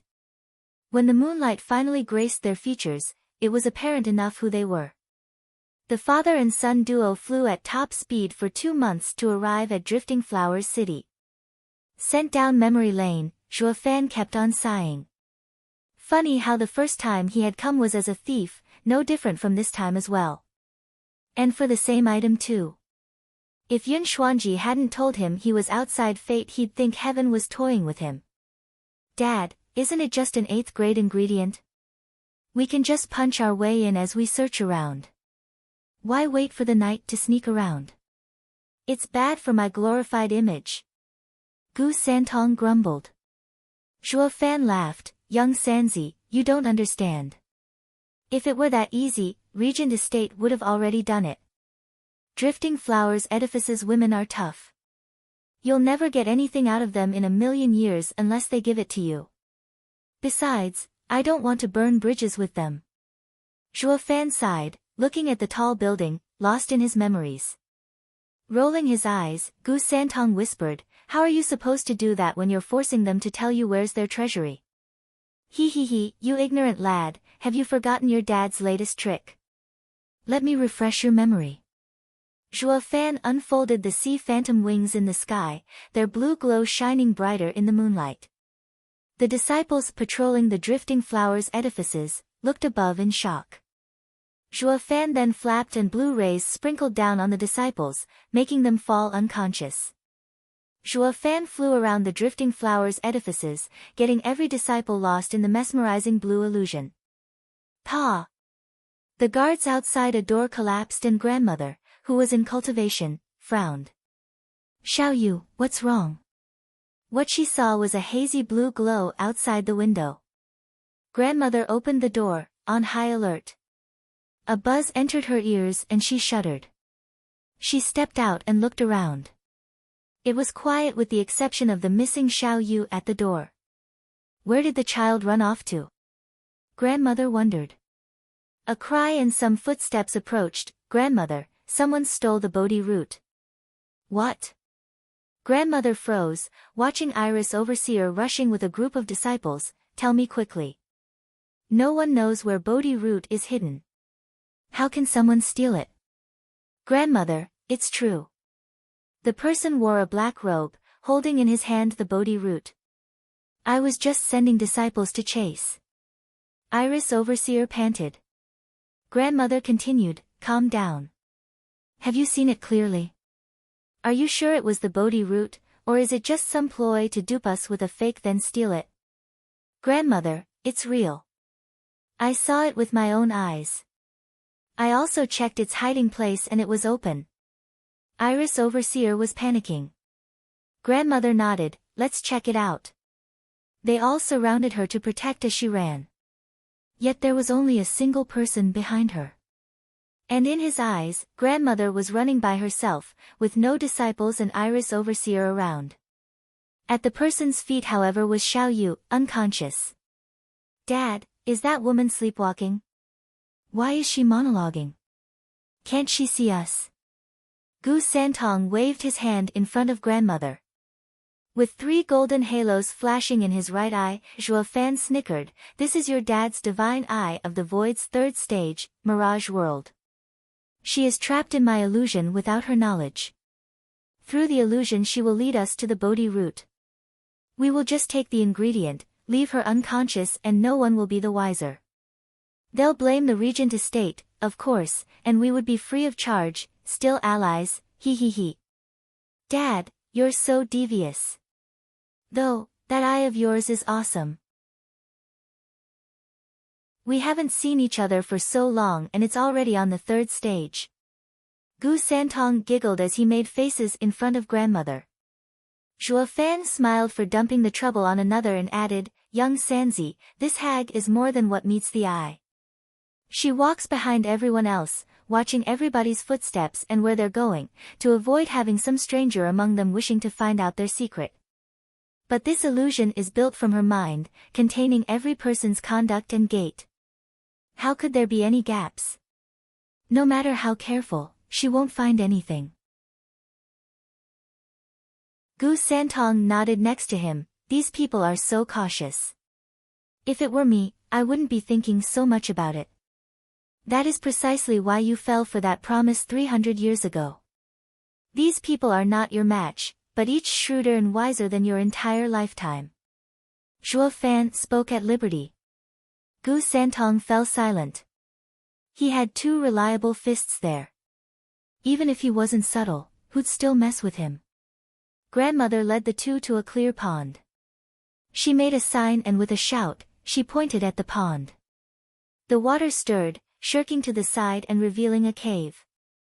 The 10-meter-tall copper gates rumbled open with another special chant. Zhuo Fan cried.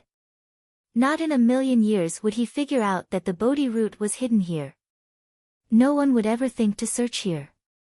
The trio walked deeper into the cave, with grandmother disarming any trap, array, or mechanism put in place. They arrived at a stand in the middle of a small room holding a box. Opening it revealed the Bodhi root. Zhuo Fan would never forget the sweet fragrance and green glow. Got it. Zhuo Fan and Gu Santong giggled. But grandmother only saw an open case and shuddered back in fright. It's gone. Dad, knock her out. Gu Santong nabbed the box. Grandmother still didn't notice. Zhuo Fan sighed and nodded. Sorry, grandmother. Before he could, grandmother wept. Qingqing, I'm sorry. You told me to look after Drifting Flower's edifices before leaving, but I couldn't protect our precious heirloom. Rumble. Zhuo Fan's palm stopped in doubt.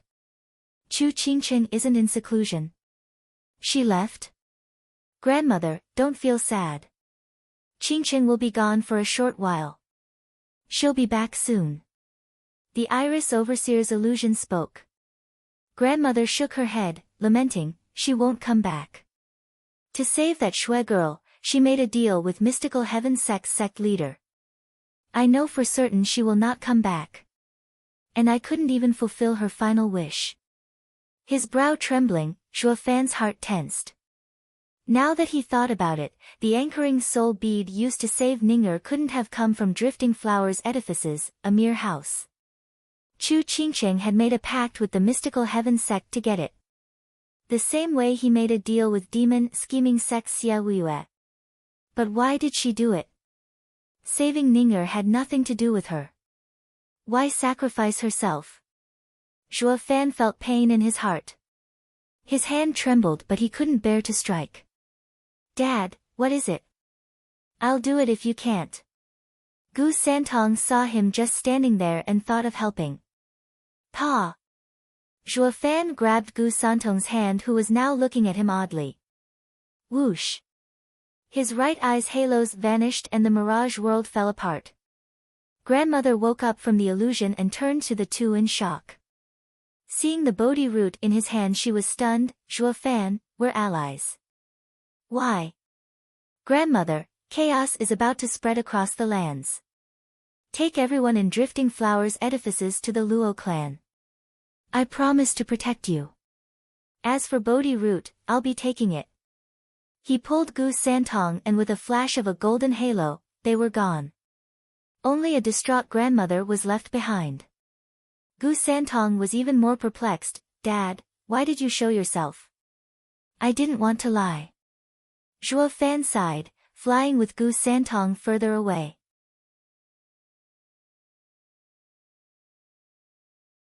Chapter 410, Regent Estate's Intent.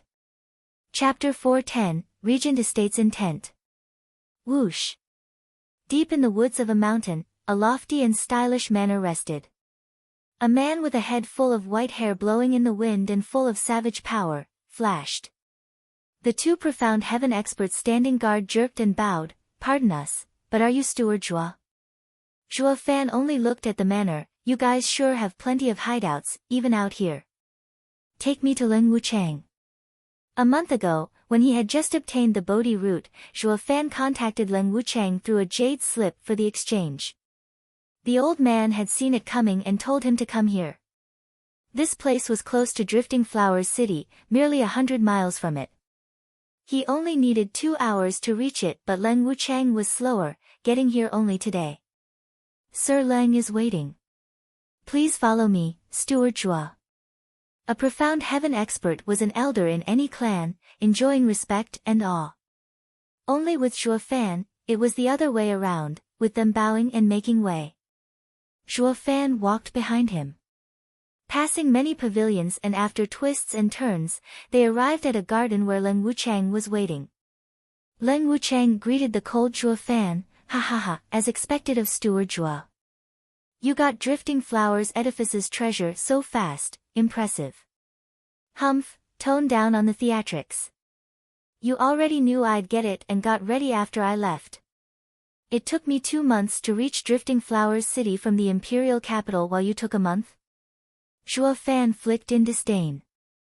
Ling Wuchang nodded, ha ha ha, yes, it's as you say. I rushed here as fast as I could after you left because I believed Steward Zhuo is a professional. That a mere Bodhi root couldn't escape your grasp. It would be a sin to delay the exchange, not with Steward Zhuo wrought with worry over the Luo clan's safety. Enough, I said. I can see you're impatient to get the Bodhi root as well. Zhuo Fan's hand flashed, tossing a box around. I just don't get why the regent estate is so hung up over this thing. Doesn't it only do wonders for your complexion? Leng Wuchang's eyes never left the box, flashing with greed. Steward Zhuo, you don't need to concern yourself with that. Just hand it over and I will deliver the Luo clan down to the last man. This way, our deal will be finished. That is all you should be interested in. Zhuo Fan gave him a deep look and then grinned. Right, it's just a deal. It has nothing to do with me why you need it anyway. Pa! The box opened and a green root with a sweet fragrance was revealed. Its throbbing vitality overwhelmed Leng Wuchang, his chest moving with excitement. Where are they? Zhuo Fan asked. Licking his lips, Leng Wuchang took a deep breath to calm down. Steward Zhuo, we all know of your skills. If I hand them over, you'll just take this item with you and I'll be powerless to stop you. Pa! Zhuo Fan closed the lid and spoke with impatience. Sir Leng, what is it that you want? Are you going to take this and not return my people? Oh no, no, no. No. You've got it all wrong. I only mean that I can't give them to you here. Because Steward Zhuo is too dangerous, changing moods faster than the wind, I have to come prepared. Leng Wuchang smiled. To be quite frank, I already had them sent back to Windgaze City. All you have to do is hand that over and I will have a sending jade tell them to release them. Zhuo Fan's brow twitched slightly, knocking on the table in thought. If I just give it, you won't release sh*t. How could I not? With Sir's magnificent display on Beast King Mountain, I've since lost all intention of inciting your ire.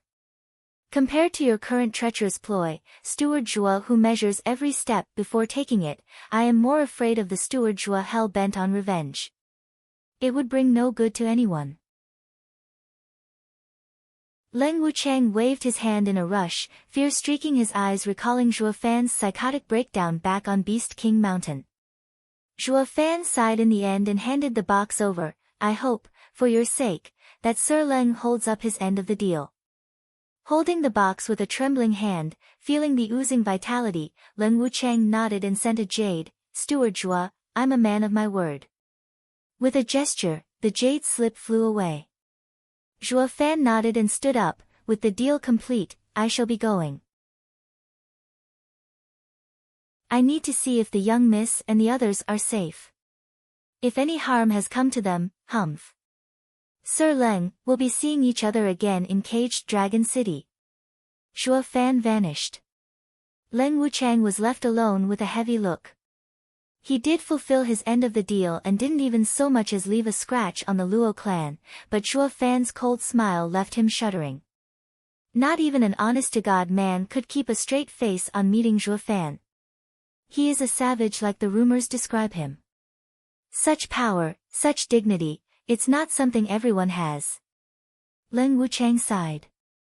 A rough voice broke him out of his thoughts. Sir Leng, do you have it? Huangpu Tianyuan walked over. Leng Wuchang made a deep bow, presenting the box. Congratulations, Estate Lord, we have it. Huangpu Tianyuan opened the box and shuddered in glee. Ha ha ha, at long last I can train the earth-ranked martial art, 9 Dragons Diamond Body. Indeed, Estate Lord. We are weaker than the Imperial family, but stronger than Luo clan. Yet we can't compare when it comes to the quality of their experts. The Imperial family has Gu Santong while the Luo clan has Zhuo Fan, freaks of nature capable of fighting thousands. To take these lands for ourselves, we need to defeat those monsters. With the Estate Lord training in 9 Dragons Diamond Body, your power will double. Heaven is smiling on the Regent Estate. Leng Wuchang praised. Huangpu Tianyuan was pleased, but then sighed, ashamed that 9 Dragons Diamond Body needs 9 dragon souls to reach its peak. Especially the last one to become ethereal. But that dragon soul is with Zhuo Fan, a true shame. Sir Leng, why didn't you set the dragon soul as a condition of the deal as well? Estate Lord, please restrain your greed. You know his temper just as well. If we push him too much and he flips, we are not prepared to take him and we will suffer greatly from it. Moreover, the dragon Vane's soul is a savage being. Even when the eldest young master's fate arrived, he could only subdue one. With the estate lord being able to use 8 souls to train yourself, the pain will be excruciating. Only through the use of Bodhi root's vitality will it be an assured success. Leng Wuchang advised, Sir has yet to even gain the diamond body and wouldn't be able to support so many dragon souls. What is the point of taking back the 9th soul? We should wait for Sir to train in it and then look for Zhuo Fan. Huangpu Tianyuan still believed that he would never train it to peak because of one missing dragon soul, though he understood Leng Wuchang's logic. As haste made waste in many cases, it would be better to use the other 8 first. As for the 9th dragon soul, humph, Zhuo Fan, you just wait. I will be coming for that last one. Huangpu Tianyuan snorted inside, filled with battle spirit. None of them noticed a red flash beneath their feet. 20 miles away, Zhuo Fan leaned on a tree, waiting for the red flash to enter his body, his blood infant. When he left, he had blood infant slip underground, tuning in on their designs for the Bodhi root. He had never guessed that he'd find out so fast. 9 dragons diamond body. Zhuo Fan grinned, so using the 9 dragon souls to train, that old fox Huangpu Tianyuan can step into the ethereal stage from peak profound heaven stage. That'll be dangerous. How convenient that I have 1 dragon soul from the set, or I'd never have let go of the Bodhi root. They won't come knocking anytime soon. Not before finishing their training, that is, he he he. Snickering, Zhuo Fan glanced next to him, young Sanzi, let's go to All Beast Mountain Range. On an ingredient hunt? Gu Santong lit up. With a vague smile, Zhuo Fan only shook his head.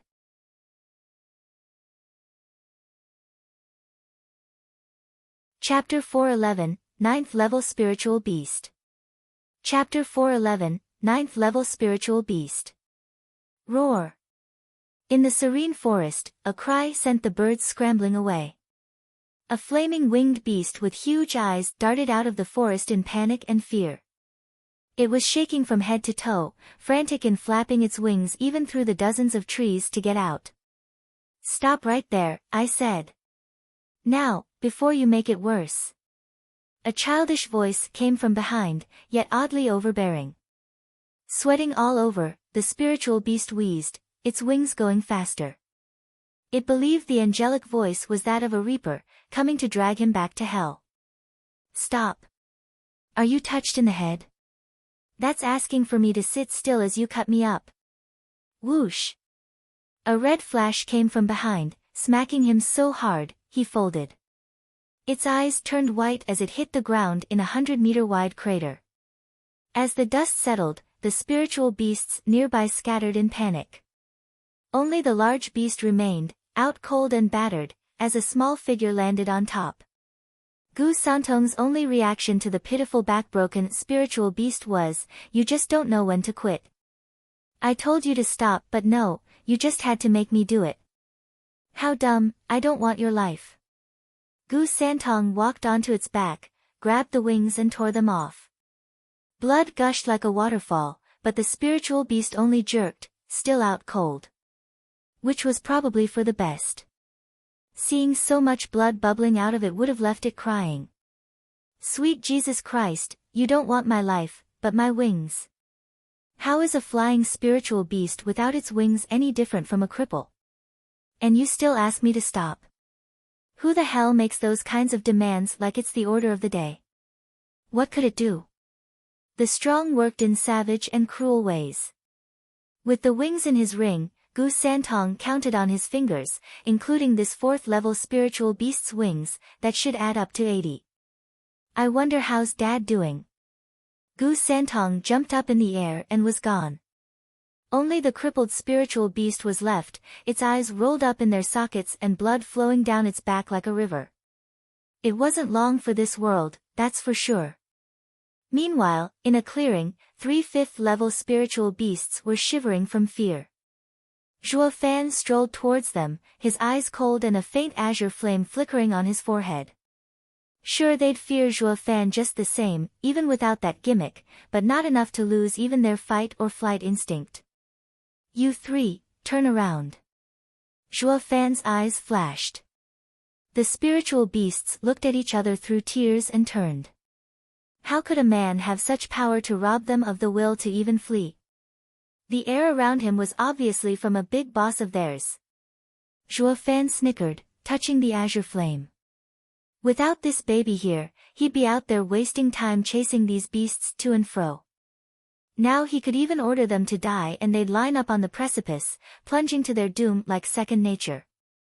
Going behind one spiritual beast, Zhuo Fan's mouth twisted in a smile touching its wings. The victim trembled and sweated. What came next was a tearing sound, a pain so excruciating, it wailed in tears. All while the blood on its back gushed freely. Now beat it. Zhuo Fan snapped. The spiritual beast dragged its pitiful and gimp body in remorse deeper into the woods, leaving a thick trail of blood. As for the other two spiritual beasts, seeing their buddy's woeful fate, they were shivering harder, pleading Zhuo Fan with their big puppy eyes. They were majestic 5th-level spiritual beasts, pack leaders in the All-Beast mountain range. But now their wings were plucked off by a mere human. Oh, the humanity! What could they do? This guy had that wavy blue thing making them docile as puppies. Rip. With another 2 ripping sounds, the mournful cries of the spiritual beasts echoed out into the blue sky with Zhuo Fan behind them waving them off. The spiritual beasts went on the same road as their brother, weeping and deflated in their slow steps into the forest. Only the horrifying trail of blood was testament to the gruesome torture. Zhuo Fan put the wings away. He was one step closer to his goal. On his way to resume the harvest, a red flash came in the form of Gu Santong. Dad, I got around 80 pairs. What about you? Gu Santong stuck out his flushed face. Zhuo Fan smiled, his brows going up and down, around the same, 235. So many. Gu Santong sulked, Dad, you're so mean. I have to chase those spiritual beasts each time while you just use that azure flame to have them sit still. How am I supposed to win like this? Gu Santong pouted and stomped. This game has been going on for 3 months now.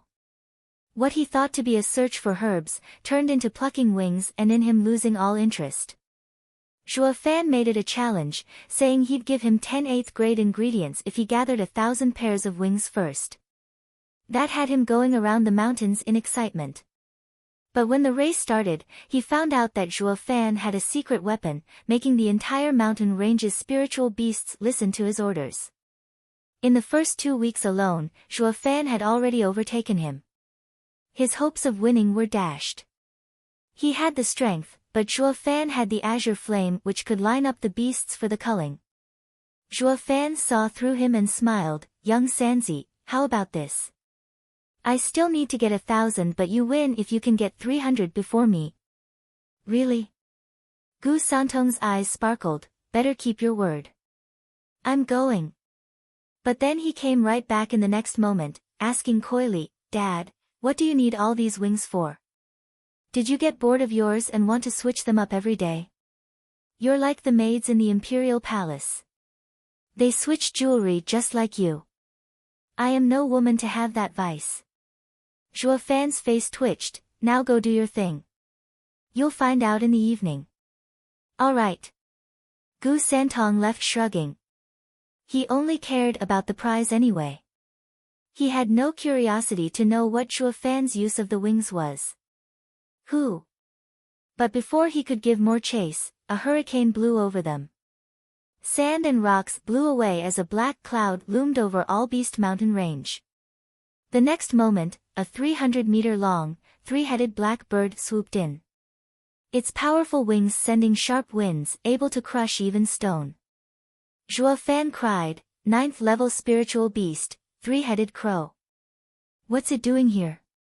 This is only the 6th-level spiritual beast's domain. Dad, can we use its wings? Why don't we pull them off? Gu Santong proposed. Zhuo Fan disposed, young Sanzi, behave. This spiritual beast is powerful enough to go on a rampage in the sacred domain. Us two are no match for it. Zhuo Fan's heart shook and he gulped. He never dreamed that mortal domain could have such a spiritual beast. He knew all Beast Mountain Range went deeper still, having areas the 6th level spiritual beasts didn't dare cross, that those areas were holding a terrible being. Not even he thought of exploring it. All Beast Mountain Range was a bottomless treasure vault which he wouldn't dare open before he had the power to do so. But the guardian of that treasury had caught him with his pants down. Dad, can't your azure flame do the trick? Gu Santong reminded him. Zhuo Fan recovered at last, how the hell did I forget? And deployed his trick. The instant that flame came out into the open, the three-headed crow stopped, with all its heads fixated on him. There you are. Each head had an azure flame too. Zhuo Fan was rendered speechless.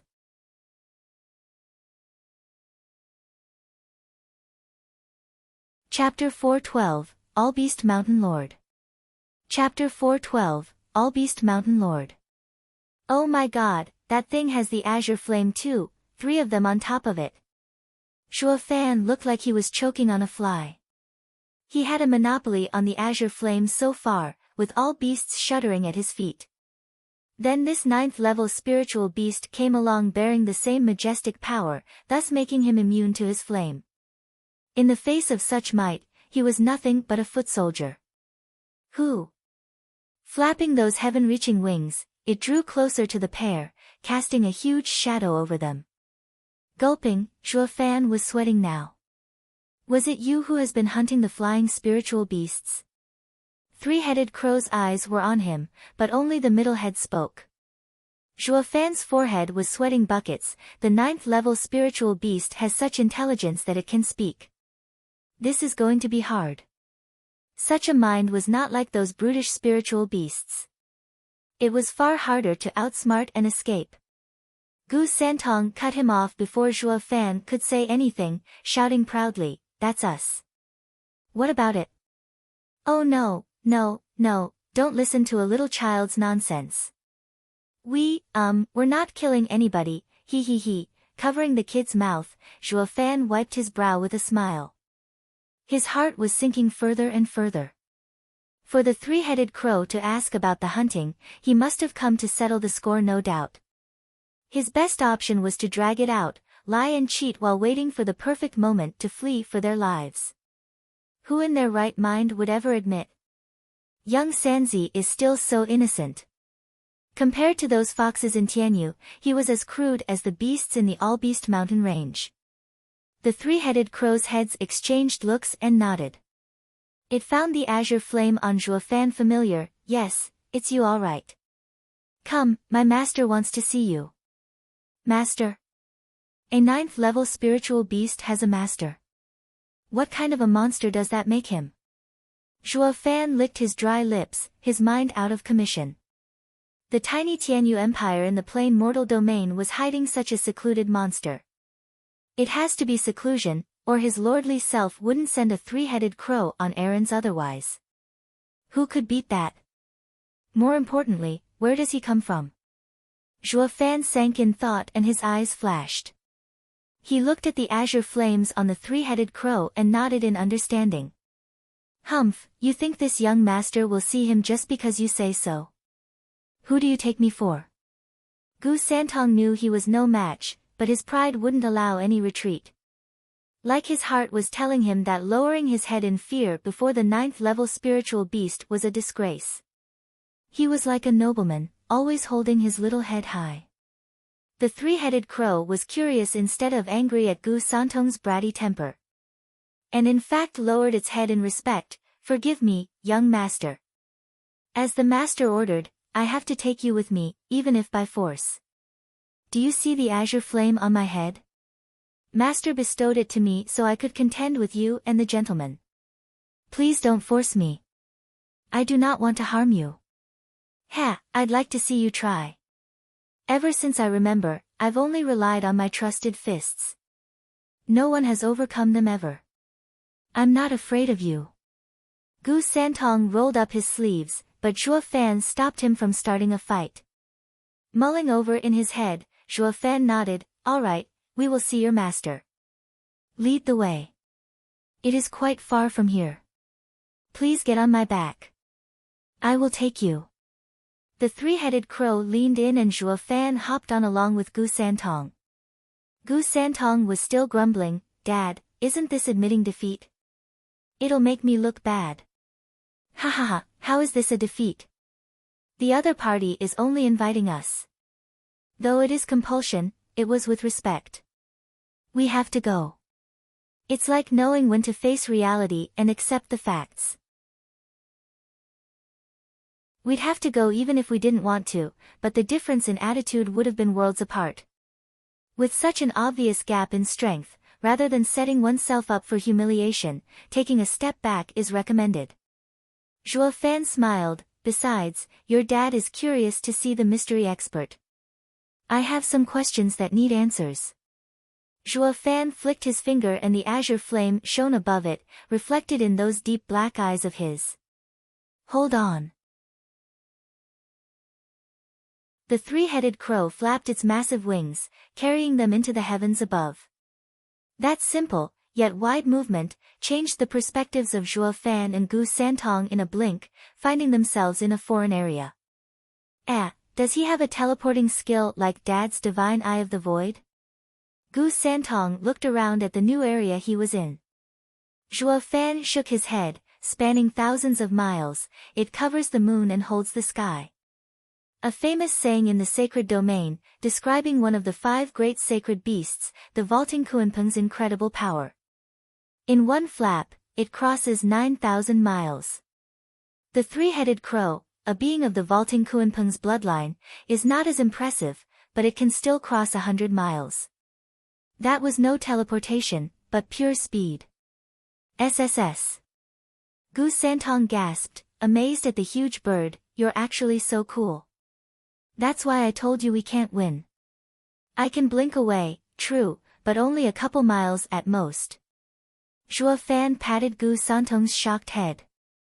The three-headed crow's lively tail betrayed its good mood even with the frozen expression as it humbly said, you're too kind.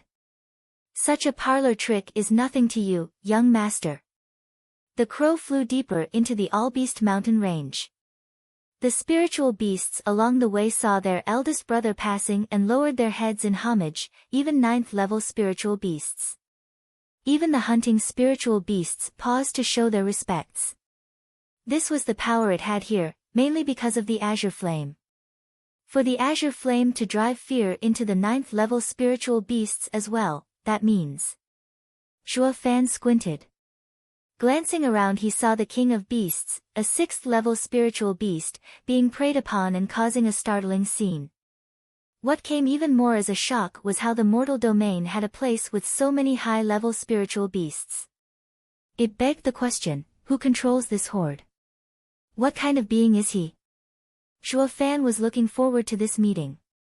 An hour later, the three-headed crow landed on a tall mountain covered in thunderclouds. A pitch-black cave faced the all-beast mountain range, like an ever-watchful black eye on these lands. That is my master's residence. Zhuo Fan looked at the cave, at the savage beasts behind them and sighed. The only way to get here was on the three-headed crow's back. It only took us an hour despite the distance. With the two's top speed, it'd take them half a month. The biggest shock was the sheer size of the all-beast mountain range.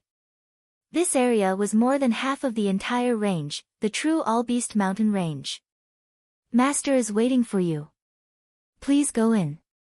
The three-headed crow left with one last polite urging. Zhuo Fan and Gu Santong nodded, stepping into the cave. The two were intrepid men, come what may, we're ready. He wouldn't get to beat them, that was for sure, even if the guy wanted them dead, so it was best to go in headlong. But since he had sent a three-headed crow to guide them here, he ought to be nice. Probably. The two put their game faces on. Who? An azure frame flared to life, shining the entire cave. The blue glow revealed a throne, and sitting on it was the familiar figure Zhuo Fan saw in his dream. He was a stout middle-aged man in azure garb. He had a sparse beard and a creepy grin. Ha ha ha, my boy, we meet again. You. Zhuo Fan smiled back. Meanwhile, 1,000 meters below Caged Dragon City, in a huge space, a peculiar array was engraved on the floor. 9 golden dragons 3-meter long lay in a pattern around it. The golden chain coming from their mouths binding them to the array's center. Ripples of power were released from that center, constant and heavy. If the venerables gathered, nothing untoward will happen when the array is unsealed. Leng Wuchang stood outside the array in worry. Huangpu Tianyuan held a green root, a manic glint in his eyes. Humph, if those geezers knew we had the Bodhi root and can train in the 9 dragons' diamond body, they'll say the house interests come first and select the best candidate to train in it. They would have had Huangpu Fenglei train here and threaten my position. With me moving behind their back, it will soon be too late even if they discover, and they will ultimately obey my word. Regent Estate's strongest and estate lord will ultimately be me. Ha ha ha. Nonetheless. No hesitation, Sir Leng. Begin. Huangpu Tianyuan cut off Leng Wuchang's worry. Leng Wuchang sighed and his hands moved. Whoosh. In a flash of gold, the 9 dragons pulled on the chains to reveal a bright cave releasing dragon roars. Huangpu Tianyuan was thrilled with every step, rushing inside. The glowing cave mouth was soon sealed back as the chains moved. Only Leng Wuchang was wrought with worry looking at the calmness. If Huangpu Tianyuan couldn't master the skill, the seal would break and the 8 dragons would crush even venerables. The dragon vein souls would rain havoc.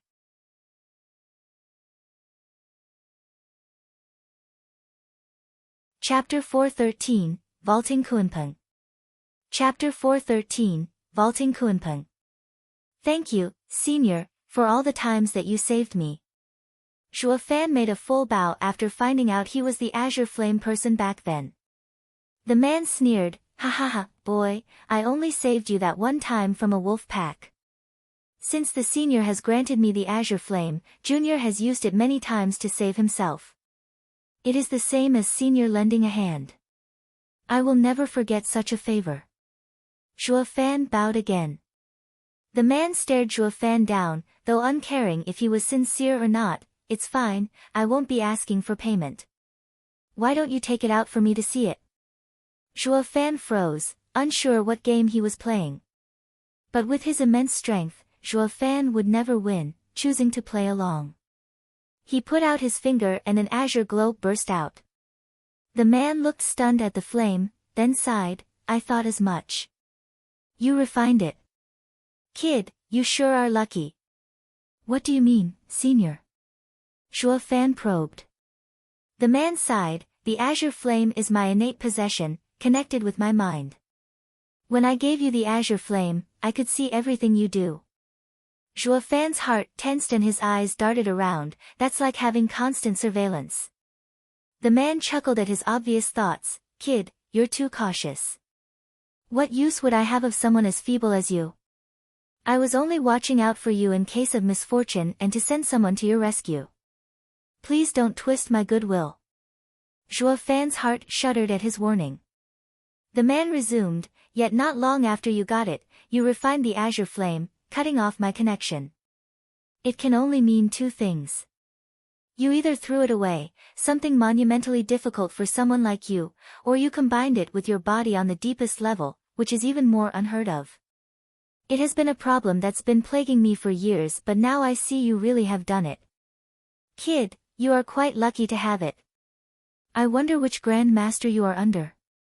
Zhuo Fan shuddered. The guy hails from the sacred domain, no question about it, and is at least a saint. Better err on the side of caution and be brief and short. He knew about the Blood Infant and Patriarch Blood Demon yet still showed no ill will. So he has no ties with Patriarch Blood Demon. Saying I am his descendant should be a safe bet. Zhuo Fan cupped his hands, greetings, Senior, I come from sacred domain, patriarch blood demon's descendant. Cut the crap. The man lashed out. Patriarch blood demon was strong but only a saint who ever cared about his blood infant research. The skills I saw you use 9 years ago were too intricate to be from anyone under an emperor. Speak.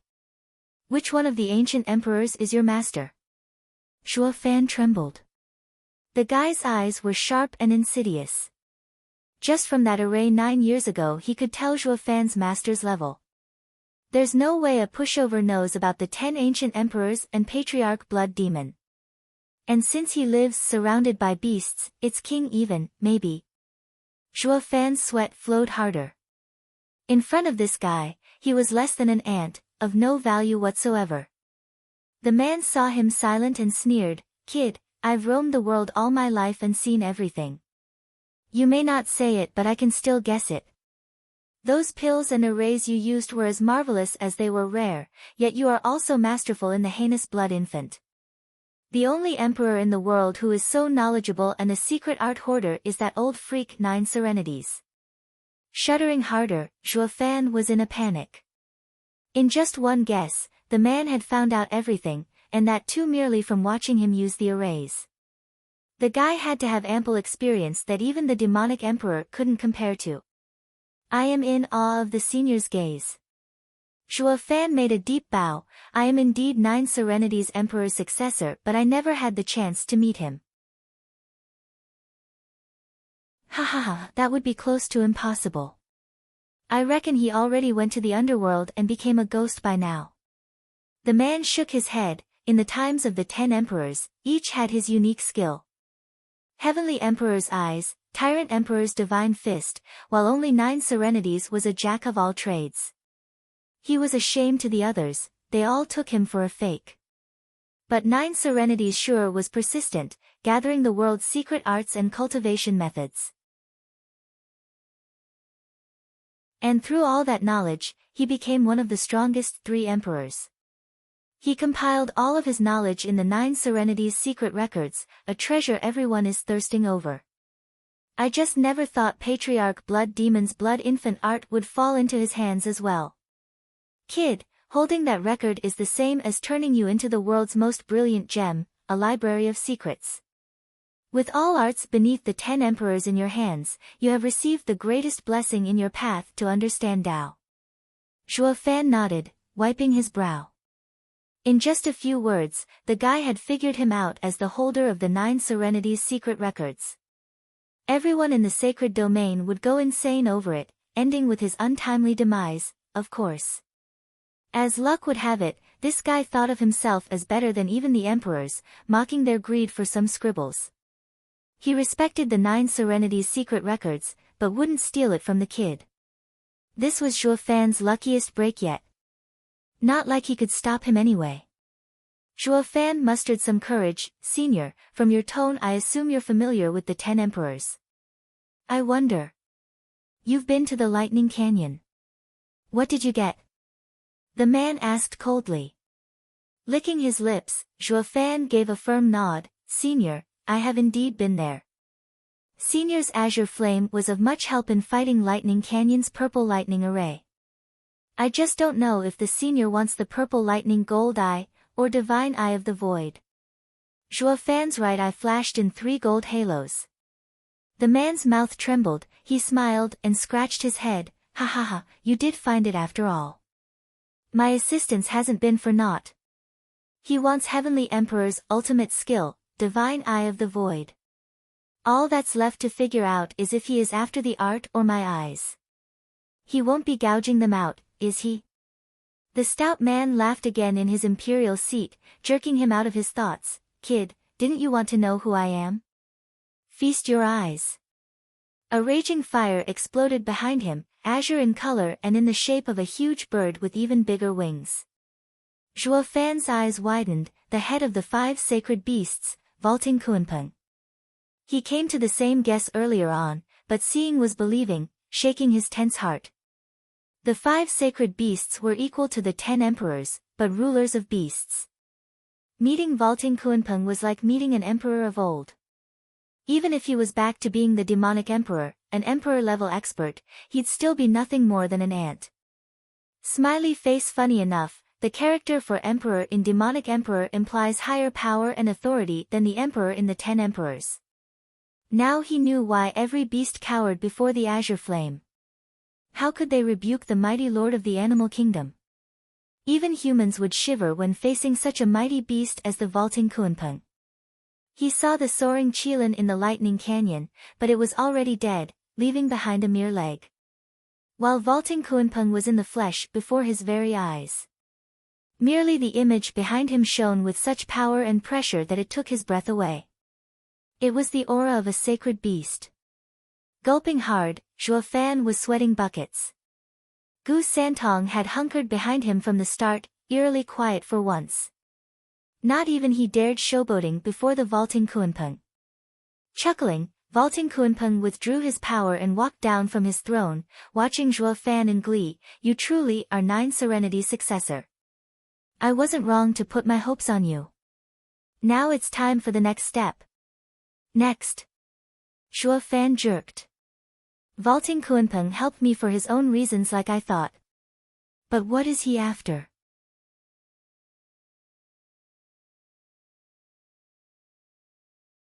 Chapter 414, Qilin's Son. Chapter 414, Qilin's Son. I'll fulfill any wish you may have, Senior, come hell or high water. Zhuo Fan cupped his hands, his waist bent, like the most adorable child. Kunpeng laughed, please don't play around. 9 Serenities was a sly fox back then, and with you as his successor, you can't be anything less either. I am not one to believe anything that comes out of your mouth. And like I said, I'm not asking for repayment. This next step is merely a request of mine. You can decide what to do. But you better do it right if you accept. Zhuo Fan pursed his lips. Kunpeng was kind and humble, only requesting, but this style was the best suited in maneuvering others. He knew that if Zhuo Fan's promise was fake, the only one to suffer would be himself. The carrot would be more appropriate in these cases, adding enough incentive to get the job done. Zhuo Fan knew that Kunpeng's request would be hard, if not impossibly dangerous. There was no way to accept it before even knowing what it entailed. Kunpeng nodded, good to know that you are considering everything. You are the spitting image of the cunning 9 Serenities. The more thoughtful you are, the more at ease I would be on entrusting you with this. Before that though, I would like to ask. Mind letting that child be in my care? Kunpeng turned to Gu Santong hiding behind Zhuo Fan, filled with love. What? The two cried at the same time. Gu Santong made himself smaller behind Zhuo Fan and shivered. Senior, young Sanzi is my godson. Why do you want him? Zhuo Fan panicked, knowing he couldn't stop Kunpeng if he was forceful. Kunpeng looked at them oddly, how rare. You two hit it off at first sight and even became a family. This is even better. But the child is related to me, and teaching him will help him greatly. Zhuo Fan roamed his eyes around in thought. You've seen Brother Qilin in Lightning Canyon, correct? He must be so thin, struck down by the purple lightning for so many years. This child could have only survived in the Lightning Canyon due to his father's help. Taking him out and even becoming family must be because of Brother Qilin's approval. You now know who I am, and since me and his father are sacred beasts, it would be better to let me take care of him. Cut the crap. Gu Santong hooted, this young master has lived in Tianyu. I only stayed in Lightning Canyon for 5 years. How can I be Qilin's son? Kunpeng looked at Zhuo Fan in stunned silence. Zhuo Fan retold Gu Santong's history. Kunpeng fell silent, frowned and sighed, I see, it was 300 years ago. What's wrong, senior? Zhuo Fan asked. Gu Santong was his godson. He had a theory about the kid's history, but still needed proof. Kunpeng said, 3 centuries ago, I heard a sudden cry across the world. It sounded like Brother Qilin's roar of anger. My brothers had an encounter with the Heavenly Emperor once, sealing them in the 3 forbidden spaces with the divine eye of the void, forced to endure the torment of thousands of purple lightning strikes. For many years this remained unchanged. Then at some point, Brother Qilin gave a howl of shock. I didn't know its meaning, but now I see it must have meant that he could no longer hold on and was worried for his Qilin egg dying with him. He used all that he had left to throw the egg out of that space. And from that egg came you, Gu Santong. This is why you had no mother or father, of incredible power, just like Qilin's innate ability. None of the 5 sacred beasts can beat a Qilin in terms of strength alone. Gu Santong was stunned. He was still skeptical, but soon realized the pain he felt looking at the soaring Qilin's leg back in Lightning Canyon was because of their blood ties. Anyone would be in tears seeing their father reduced to such a state. Zhuo Fan nodded. He didn't know then why the perfect array had a gap. The Qilin used its outrageous power to make that hole to get his egg out. Yet even the mighty Qilin could only make that little hole, further confirming the might of Heavenly Emperor's eye skill. And in his act of desperation, the Qilin not only lost its life, but was reduced to a mere leg. He had to have overused his strength, leaving him easy prey for the purple lightning. The Qilin might still be alive if not for getting Gu Santong out. Zhuo Fan sighed, a father's love is like a mountain. Yes, I'm sure of it. When you guys entered All Beast Mountain Range, besides sensing the azure flame, I also felt the Qilin's aura. Now that you are before me, my sacred beast nose can't be wrong. That is why I had 3-headed crow escort you here. To see it clearly. Kuanpeng rubbed Gu Santong's little head, sighing, child, you should call me Uncle Kuanpeng. Gu Santong only blushed, biting his lip and tearing up. Kuanpeng wasn't hard on him, letting him digest this shocking news and turning to Zhuo Fan, young Sanzi's history is certain. But I can't help but wonder, what came of Brother Qilin after you entered Lightning Canyon? How is he? Zhuo Fan gave a bitter smile, making his right hand flash red, only this remained. What? The soaring Qilin's leg is resting under your shoulder? Kuanpeng was flabbergasted, touching Zhuo Fan's right arm, the great sacred beast became a human's tool. 9 Serenity's Emperor's research was complete. You are a truly rare genius, boy. Kuanpeng instantly took it as an effect of 9 Serenity's Emperor's secret art. But Zhuo Fan was frowning, the sadness gone from his eyes, replaced with fear. For God's sake. Here you are seeing your old pal's only remains and instead of mourning, you're praising 9 Serenity's Emperor's research. Humph, the sacred beasts aren't that friendly after all. Does that mean all that sadness just now was fake? He came up with 2 logical explanations, to win Gu Santong over and to win him over. Since he still has stuff he needs me to do, winning me over takes precedence. Let's see where he's taking it. Zhuo Fan squinted but sighed, Senior, please don't grieve. Oh, sorry, I lost myself there. Blushing, Kuanpeng took back his hands, the sadness back in his eyes. Senior, what is it that you want from me? Snickering inside, Zhuo Fan bowed. Kuanpeng sighed, as the leader of the 5 sacred beasts, I mourn the fates of 3 of my brothers sealed away in such spaces, unable to get out, with me powerless to help. That is why I want you to do it, get my brothers out of there. I will never forget your immense effort. Senior exaggerates, nothing is impossible with your power. Junior is a mere ant's disciple. How can my meager skill rescue seniors from eternal damnation? Zhuo Fan sighed. Kuanpeng rushed, kid, you underestimate yourself. With 9 Serenity's Emperor and Heavenly Emperor's ultimate skills, the sky's the limit. And those spaces came to be through the divine eye of the void. You who possess that skill will have no problem removing the seal. But my achievement is meager. It'd be better to give the art to Senior. With your training, you'd complete it in no time. No, no, no, Kuanpeng shook his head hastily, each person has his own path. Humans comprehend Tao, to rule over everything, while sacred beasts unearth the power deep within. Each has their own strengths, but never can they mix.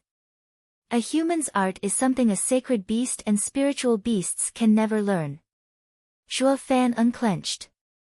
Of course he didn't lose it and turn charitable. He wouldn't just hand it over. It was all a test, a test. Now that he knew that the sacred beast couldn't use his art, he breathed easier. Since there was no conflict of interests, they could build a stable business relationship. Dad, just do it. Gu Santong's pitiful eyes turned to Zhuo Fan. Recalling his father's tragic passing, Gu Santong wished to help the other sacred beasts. Zhuo Fan patted his little head, chuckling fondly. Little scamp, how can I not? We are in another guy's home after all. He said he won't force us, but even a moron can see this is no request. Humph, if I don't agree, there won't be a bone left of my body in this mountain range. But Gu Santong merely showed a bright smile, his innocence warmed the cockles of his heart. The kid's puppy looks aside, business is business. It was not Zhuo Fan's style to meet such a money bag and not fleece him of every last penny, or spirit stone. Case in point, Zhuo Fan bowed, Senior, since you are trusting me with such a monumental task, I would be needing some support. Kuenpeng's face was twitching, getting the drift. Ha ha ha, I didn't meet that old freak 9 serenities, but you sure have that geezer's style down pat. Ha ha ha, no worries. I have a great gift prepared.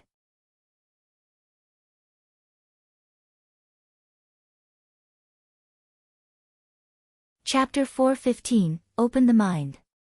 Chapter 4:15, Open the Mind. Pa! Kuenpeng snapped his fingers. As rumbling came from outside, Kuenpeng glanced at the two, walked out and smiled, Come with me. They were right behind him, but froze as they left the cave. It was a heap of bloody spiritual beast wings. Scarlet blood ran from the base in rivulets, a testament to how freshly plucked they were. While over them, 9th-level spiritual beasts flew around still, adding to the heap an extra pile of bloody wings, shaking the ground every time. Zhuo Fan gasped. As a demonic emperor, he had seen his fair share of ghastly genocides, but it was his first time seeing it done by their own kin in cold blood. He now knew for sure that Kuenpeng was a determined, vicious and ambitious person. Spiritual beasts were naught but slaves to a sacred beast, their tiny little lives having no worth whatsoever. Even as they tore those wings from the beast's shivering bodies, their hearts wouldn't so much as twitch. I know you've been looking for spiritual beast wings. Here are 100,000 from 4th, 5th and 6th level spiritual beasts. I can have them fetch more if you want. Kuenpeng smiled in a savage tone, fitting for a beast overlord. Zhuo Fan waved quickly, Senior is so thoughtful. I could never use so many. I only wanted 1,000. Senior's generosity and consideration has been more than enough. However, my ring can't hold so many wings. It's fine. Kuenpeng flicked his hand and the heap of wings entered his ring before he handed it over to Zhuo Fan. Please, take it. It was a ring sparkling in azure, of a different class than his thunder ring. It had such a thick spiritual energy coming from it that it gave off a refreshed feeling and filled one with yuan qi. There was no way an average guy could just show up and make one. Sacred ring. He wanted to go for it, but taking such an item couldn't be done casually. Only those in power in the sacred domain had the right to flaunt such rings. Not even he, a demonic emperor, qualified. Kuenpeng chuckled at his hesitation. I see. Although no one can recognize this sacred ring in the mortal domain, you will one day go back to the sacred domain. Ha ha ha, you have such a far gaze. But it's fine. Kuenpeng hooked his finger and the thunder ring flew into his hand. With a flash of azure, the two rings combined. Thunder ring on the outside, but still as large inside as the sacred ring. Zhuo Fan paled and sighed inside. Such skill, his refining must be divine. Another thing this demonic emperor found he was lacking. Vaulting Kunpeng truly is the head of the 5 sacred beasts, of the same existence as the 10 emperors. His dumbfounded look stroked Kunpeng's ego, smiling and nodding. The guy's cunning tricks involved not only luring but shock and awe as well. See that? No flattery will ever match my greatness. So be good and stick with me if you want to live a good life. Or I just might squash you. Zhuo Fan's face was just the one he had wished for. Kunpeng raised an eyebrow, looking at the ring stunned. With a wave and a flash of purple, a purple thunder skylark flew out and landed behind Zhuo Fan. He glanced at Kunpeng in fear, further hiding behind his father. How odd, this thunder skylark wields the power of purple lightning. Kunpeng's eyes shook, pointing at Shower. Boy, did you have a role in getting the thunder skylark to use purple lightning? Yes and no. When I entered Lightning Canyon, Shower hadn't hatched and was forced to use it to absorb the purple lightning. I never expected for him to turn out like this. His mind is also sharper than a mere spiritual beast. It is his fortune. Zhuo Fan stated. Why, Senior, is there a problem? It's such a freaky event that I've never seen one in my life. Heavenly Emperor's purple lightning comes from heaven-splitting thunder phoenix, one of the 5 sacred beasts. Its innate ability was this purple lightning. A sacred beast would pop under its attack and not even soaring Qilin could defend against it.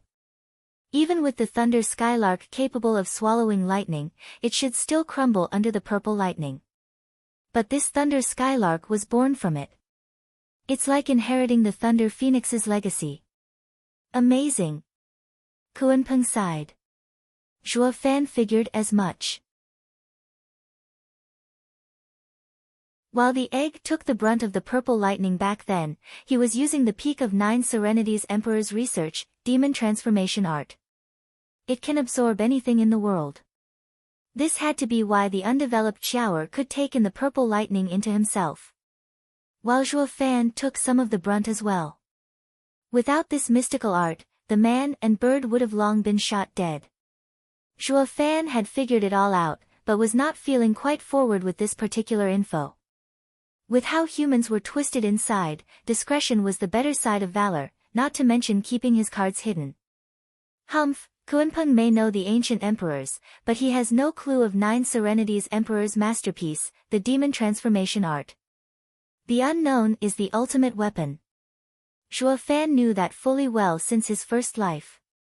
To the pondering and baffled Kunpeng, Zhuo Fan put on an equally dumbstruck look. Kunpeng sighed in the end, such a huge opportunity. This bird's fortune is immense. Kid, you sure have one lucky star. Not only you're blessed yourself, but even your damn pet struck gold. You're practically blinding from all the karma on you. Senior, that's just luck. Zhuo Fan bowed. Kunpeng grinned, then let me add my own blessing and gild the lily. Kunpeng motioned and Shower drew closer, panicking and crying. Gu Santong wanted to interfere, but Zhuo Fan stopped him. Kunpeng was the head of sacred beasts, he wouldn't lower himself to picking on 4th-level spiritual beasts. Kunpeng fixed his happy eyes on Shower and an azure glow flew from his finger and into the bird's forehead. Shower's frantic wings stopped, it cawed once and bowed, thank you for your blessing, sacred lord. Shower can speak. Gu Santong turned shocked to Zhuo Fan. Zhuo Fan was out of it as well, but only for a jiffy. But why is it a female? Yep, Xiao was a she now, along with all the perks that entailed. She had a soothing voice and was unlike her old man in style. Though a chick, in more ways than one, she shouldn't have such a soft voice even as a young one. It was totally different from Gu Santong. Father, brother, I have always been a girl. You just always took me for, Xiao flapped next to the two, blinking her huge innocent eyes. Zhuo Fan Ahmed, son. Younger brother. Gu Santong blushed. Xiao huffed and puffed, flying around the two, I'm a girl, a girl. Ha ha ha, kid, you don't even know your spirit animal's gender? Kunpeng cracked up. Malarkey. How should I know when I didn't send her to find a mate? Rolling his eyes, Zhuo Fan kept that to himself and only showed respect. It's of my own neglect, embarrassing myself before senior. But what did Sir do? Opened her mind. Kuenpeng smiled. Kid, I have to admit, you are loaded with treasures yet can't even see them. I was born out of chaos itself to become the head of the 5 sacred beasts. Like that thunder phoenix, I use the chaos flame, a gentle flame. It can transcend the soul, harmonize yin and yang and open the mind. Kid, you have my chaos flame. If you used it to refine your soul for 10 years you would have been in the ethereal stage. What are you still doing in the profound heaven stage? A darn shame. Why didn't you tell me that the first time? Zhuo Fan was stumped and grumbling inside. At least he was a hard worker in building up his strength all this time. But who'd be a moron to skip such a shortcut? It should have hit him a long time ago, in fact. When he got his discerning field and wielded Radiant Stage's skills. Weren't all of them a byproduct of the Azure Flame? Why didn't he take the educated and logical guess of using it to refine his soul? Zhuo Fan felt like shedding dry tears, all those years, for nothing. Kuenpeng shook his head. I gave you the Azure Flame to shield your soul while also helping you get in the Lightning Canyon. I never intended for you to use it and go ethereal. But now that you've refined my old flame, you have complete control over it and should have enjoyed your fortune. A shame you're such a schmuck to understand this basic truth, ha ha ha. Zhuo Fan's face twitched.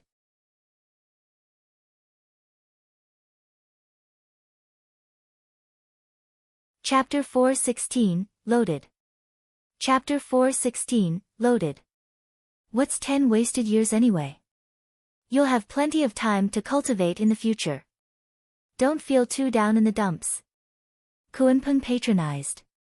He snapped his fingers and the new and improved thunder ring returned to Zhuo Fan. Sighing, Zhuo Fan put it on and his eyes popped out. This is 10 billion sacred spirit stones. Ha ha ha, this is the gift I was talking about. What, you thought it'd only be some spiritual beast wings? Kuenpeng spoke with pride. I mean, I am an ancient powerhouse that roamed the continent after all. This is nothing. With that old Coot 9 Serenity's bag of fancy arrays and tricks, you'd stumble upon some monsters at some point and with my little help you can now survive them. Just work hard in helping me. That's all the compensation I want. Upstart. Zhuo Fan clicked his tongue, seeing the motherlode sparkling in his ring. The sparse spiritual treasures and ingredients gave such a poor feeling besides the billions of sacred spirit stones. It's more than what the sacred domain's heads of sacred clans can come up with. Arrays demanded spirit stone and above the 12th grade arrays, there were 6 more, the sacred arrays. Those worked only with sacred spirit stones. But sacred spirit stone mines only existed in the sacred domain, in the hands of the clans there, not to mention their low number. Yet Kuenpeng smashed him with so many zeros with a flick. That's a sacred beast's boss for you. Everything he does it in style. Zhuo Fan put the ring on with a shiver. He was so moved he could cry. Kuenpeng nodded. Now that's called glossing over the defects to take advantage of someone. I gave you a fortune so you better do your own part and more. Zhuo Fan took a deep breath and cupped his hands. Senior, I will see this through, come what may. I will find the other danger zones and save seniors from impending doom. Very good. Kuenpeng beamed. I've got this slick to change his mind. If there's nothing else, start right away. Young Sanzi will stay with me as I pour my all in teaching him. He's been out there for 300 years without a guide, unable to make use of his sacred beast innate strength. What a shame. Kuenpeng spoke. The 3-headed crow landed, obviously intending to give Zhuo Fan a lift out of here. Zhuo Fan nodded, put Xiaoer in the ring and patted Gu Santong's head before hopping on the bird's back. Gu Santong was downcast, pleading with Kuenpeng, I want to send Dad off. Kuenpeng nodded. Gu Santong perked up and jumped on the three-headed crow as well. The three-headed crow flapped away, taking them outside Allbeast Mountain Range. Kuanpeng watched them vanish in the distance with a glint in his eyes. Ha ha ha, who would have imagined I'd run into Thunder Phoenix's successor? Although a mere chick and soft, but very much capable of becoming a sacred beast. Kuanpeng's smile twisted. Now that I think about it, it might not be long before the 5 sacred beasts will reassemble. That will be the day, Heavenly Emperor, the day we will settle our old score. Kuanpeng laughed and entered the pitch-black cave. In under an hour, the two arrived at the same spot they left from. Zhuo Fan grabbed Gu Santong as they jumped off. He glanced wearily at the three-headed crow, then transmitted, "Young Sanzi, listen and don't talk." "All right." Gu Santong gave him an odd look but nodded. "Don't take everything Kuanpeng said as true. You need to keep your guard up. As he is the head of the 5 sacred beasts and you are the son of one, training by his side will be the best scenario for you. But he has a hidden agenda. Just now he nitpicked on the trivial instead of focusing on the bigger things. Not once did he mention his beef with the Heavenly Emperor. This only proves that there must be more to it than it looks. You have to be careful." Zhuo Fan put on a heavy expression, making Gu Santong confused. If Kuanpeng wanted to harm him, he would be like a fish waiting to be gutted. Zhuo Fan saw right through him, responding with a reassuring look, "You will be safe staying with him for now. He wants me to do something, and even if his intentions are bad, he won't act on them anytime soon. From our talk, I realized that he has a fatal weakness. He knew something happened to Qilin 3 centuries ago, yet he didn't leave the mountain to look for you. Besides, we've been through one danger zone already. The threat is there, but we only pushed through with luck. While Kuanpeng has the power to break the zone and rescue his friends. Why is it that so many years have passed yet not once has he tried to? It goes to show that he can only hide in the Allbeast Mountain Range. Taking one step outside will spell disaster for him. If you notice anything out of place, anything at all, young Sanzi, you run like hell out of the Allbeast Mountain Range." Kuanpeng would have spat blood in anger if he were here and cursed him as ingrate. "For God's sake. I just gave you a fortune and you bite me behind my back as thanks. You're nothing but a low-life degenerate sowing discord between us, sacred beasts." What did he expect? Zhuo Fan's entire personality was built on biting others and keeping his constant guard up against others biting back. And since it concerned young Sanzi's safety, Zhuo Fan was particularly chewy. He had always thought of this child as his own son. Gu Santong sighed at Zhuo Fan's look and gave a thumbs up, "Dad, you're the best. I'll be extra careful. Also be mindful not to tick him off." Rubbing Gu Santong one last time, Zhuo Fan sighed fondly. Gu Santong bobbed his head. The three-headed crow flapped, "Young master, we should be going."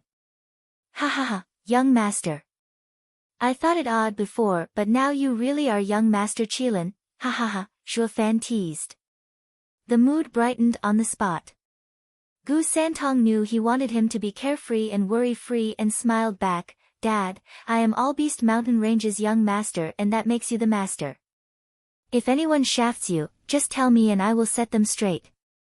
"Good, now go." Zhuo Fan laughed. Gu Santong jumped on the crow, but his eyes never left Zhuo Fan, choking from tears, "Dad, come see me even if no one's mean to you." Whoosh! The crow was gone with one flap, cutting his heartfelt goodbye. Zhuo Fan sighed, his heart heavy. He could never feel at ease with Gu Santong at Kuanpeng's side. Not like he had a choice in the matter. With a deep breath, Zhuo Fan calmed down and flew for Windgaze City. 3 months later, a flash streaked Windgaze City's skies announcing Zhuo Fan's arrival on Blackwind Mountain. A glance told him the 4 5th-grade arrays were still up and running. With a gesture, the arrays opened up a path for Zhuo Fan to walk in. The Luo clan responded on the spot at the commotion, only to burst with joy. Brother Zhua, I thought something happened to you after what happened with the emperor, that you were hounded on every side. Only when I met with Sister Schwanger, I realized it was all part of your grand plan. I could finally breathe easier, ha ha ha. Luo Yunhai welcomed. Zhuo Fan nodded, seeing everyone here took a weight off his shoulder. Leng Wuchang kept his word. You jerk. Why didn't you tell us it's part of the plan? We were worried sick, Luo Yunchang blamed him. Zhuo Fan merely waved his hand. Elderly, did you finish what I asked? The elders looked at each other in sorrow. Li Jingtian was forced to speak up. Steward Zhua, we were eager at first, to get the materials, ingredients and spirit stones you asked of us. But we are a new house and the mines in our domain are few. And ever since you've been added to the top of the Empire's wanted list, those vassals stay clear of us, not wanting to have anything to do with this mess. We were unable to get everything in such a situation. Also, our guards are defending the 1,000 members of the Yun clan, who, per your instructions, are at the foot of Blackwind Mountain, digging a 1,000-mile-wide bunker. Good. As long as the bunker is ready, it's fine. I've brought the rest. Zhuo Fan snickered. In a flash, Blackwind Mountain was overloaded with heaps of materials and ingredients as well as spirit stones. Everyone's mind froze. How did Zhuo Fan get so many riches? Did he have an empire under him? He had brought out 100 times of what the rest of them had scraped together. Now, follow my earlier plan and handle these. The lands will soon be ours. Zhuo Fan's step was firm as he walked before them.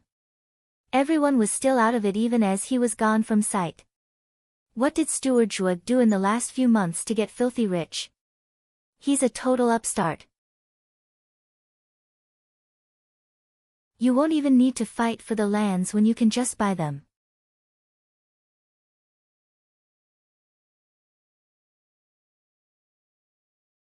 Chapter 417, Taunt. Chapter 417, Taunt.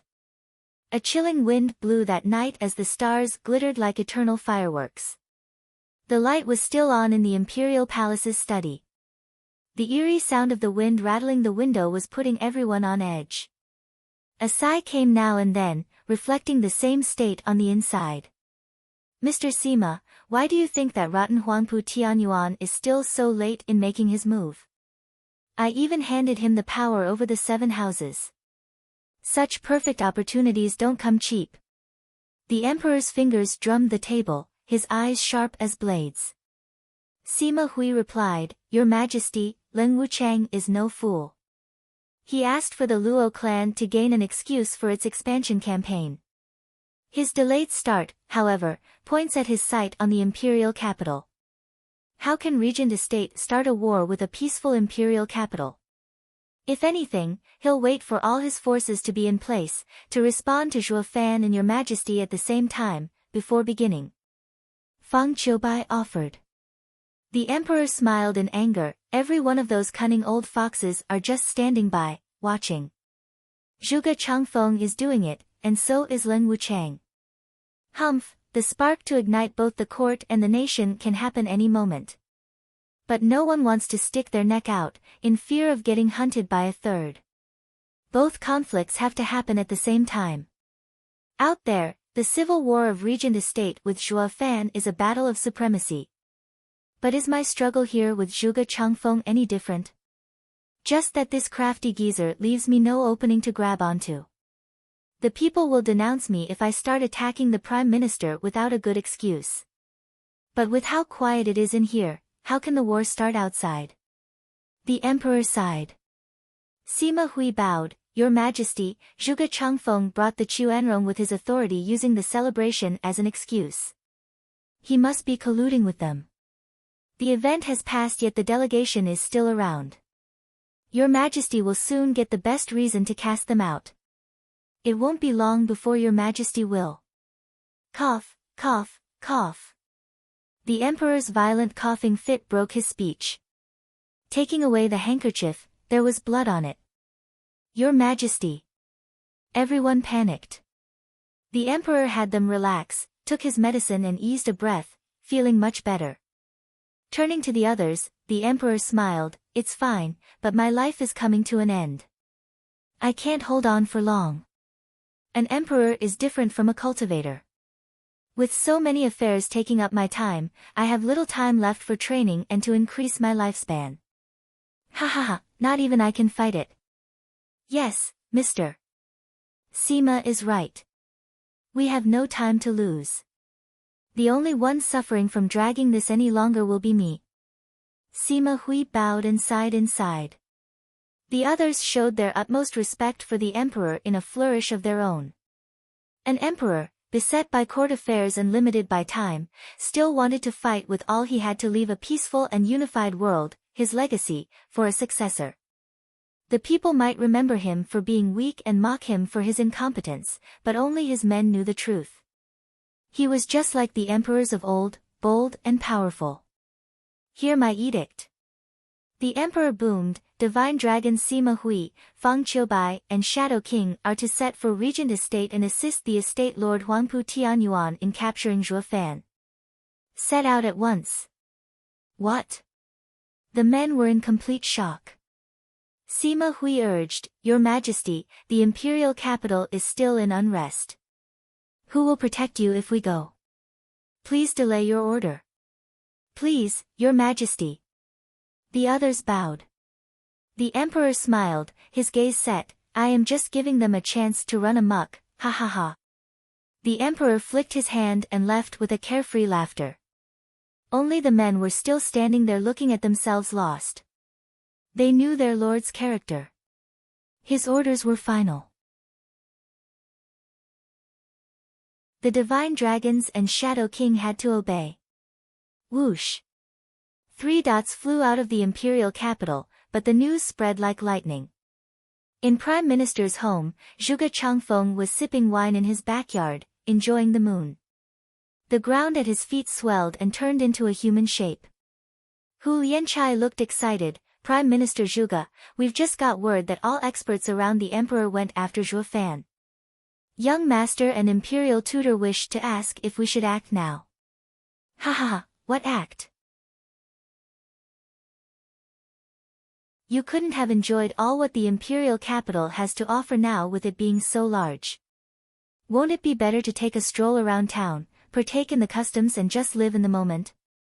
Zhuge Changfeng snickered as he sipped his wine. Hu Yanchai shouted, "Prime Minister Sir, Chuanrong warriors haven't come to watch the sunset, you know that."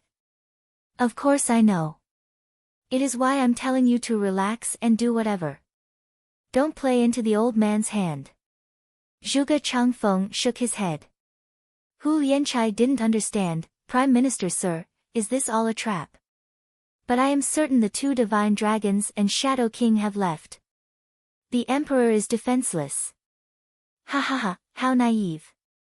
No Divine Dragons around and being defenseless are 2 different things. Don't be hasty, the old coot has come prepared."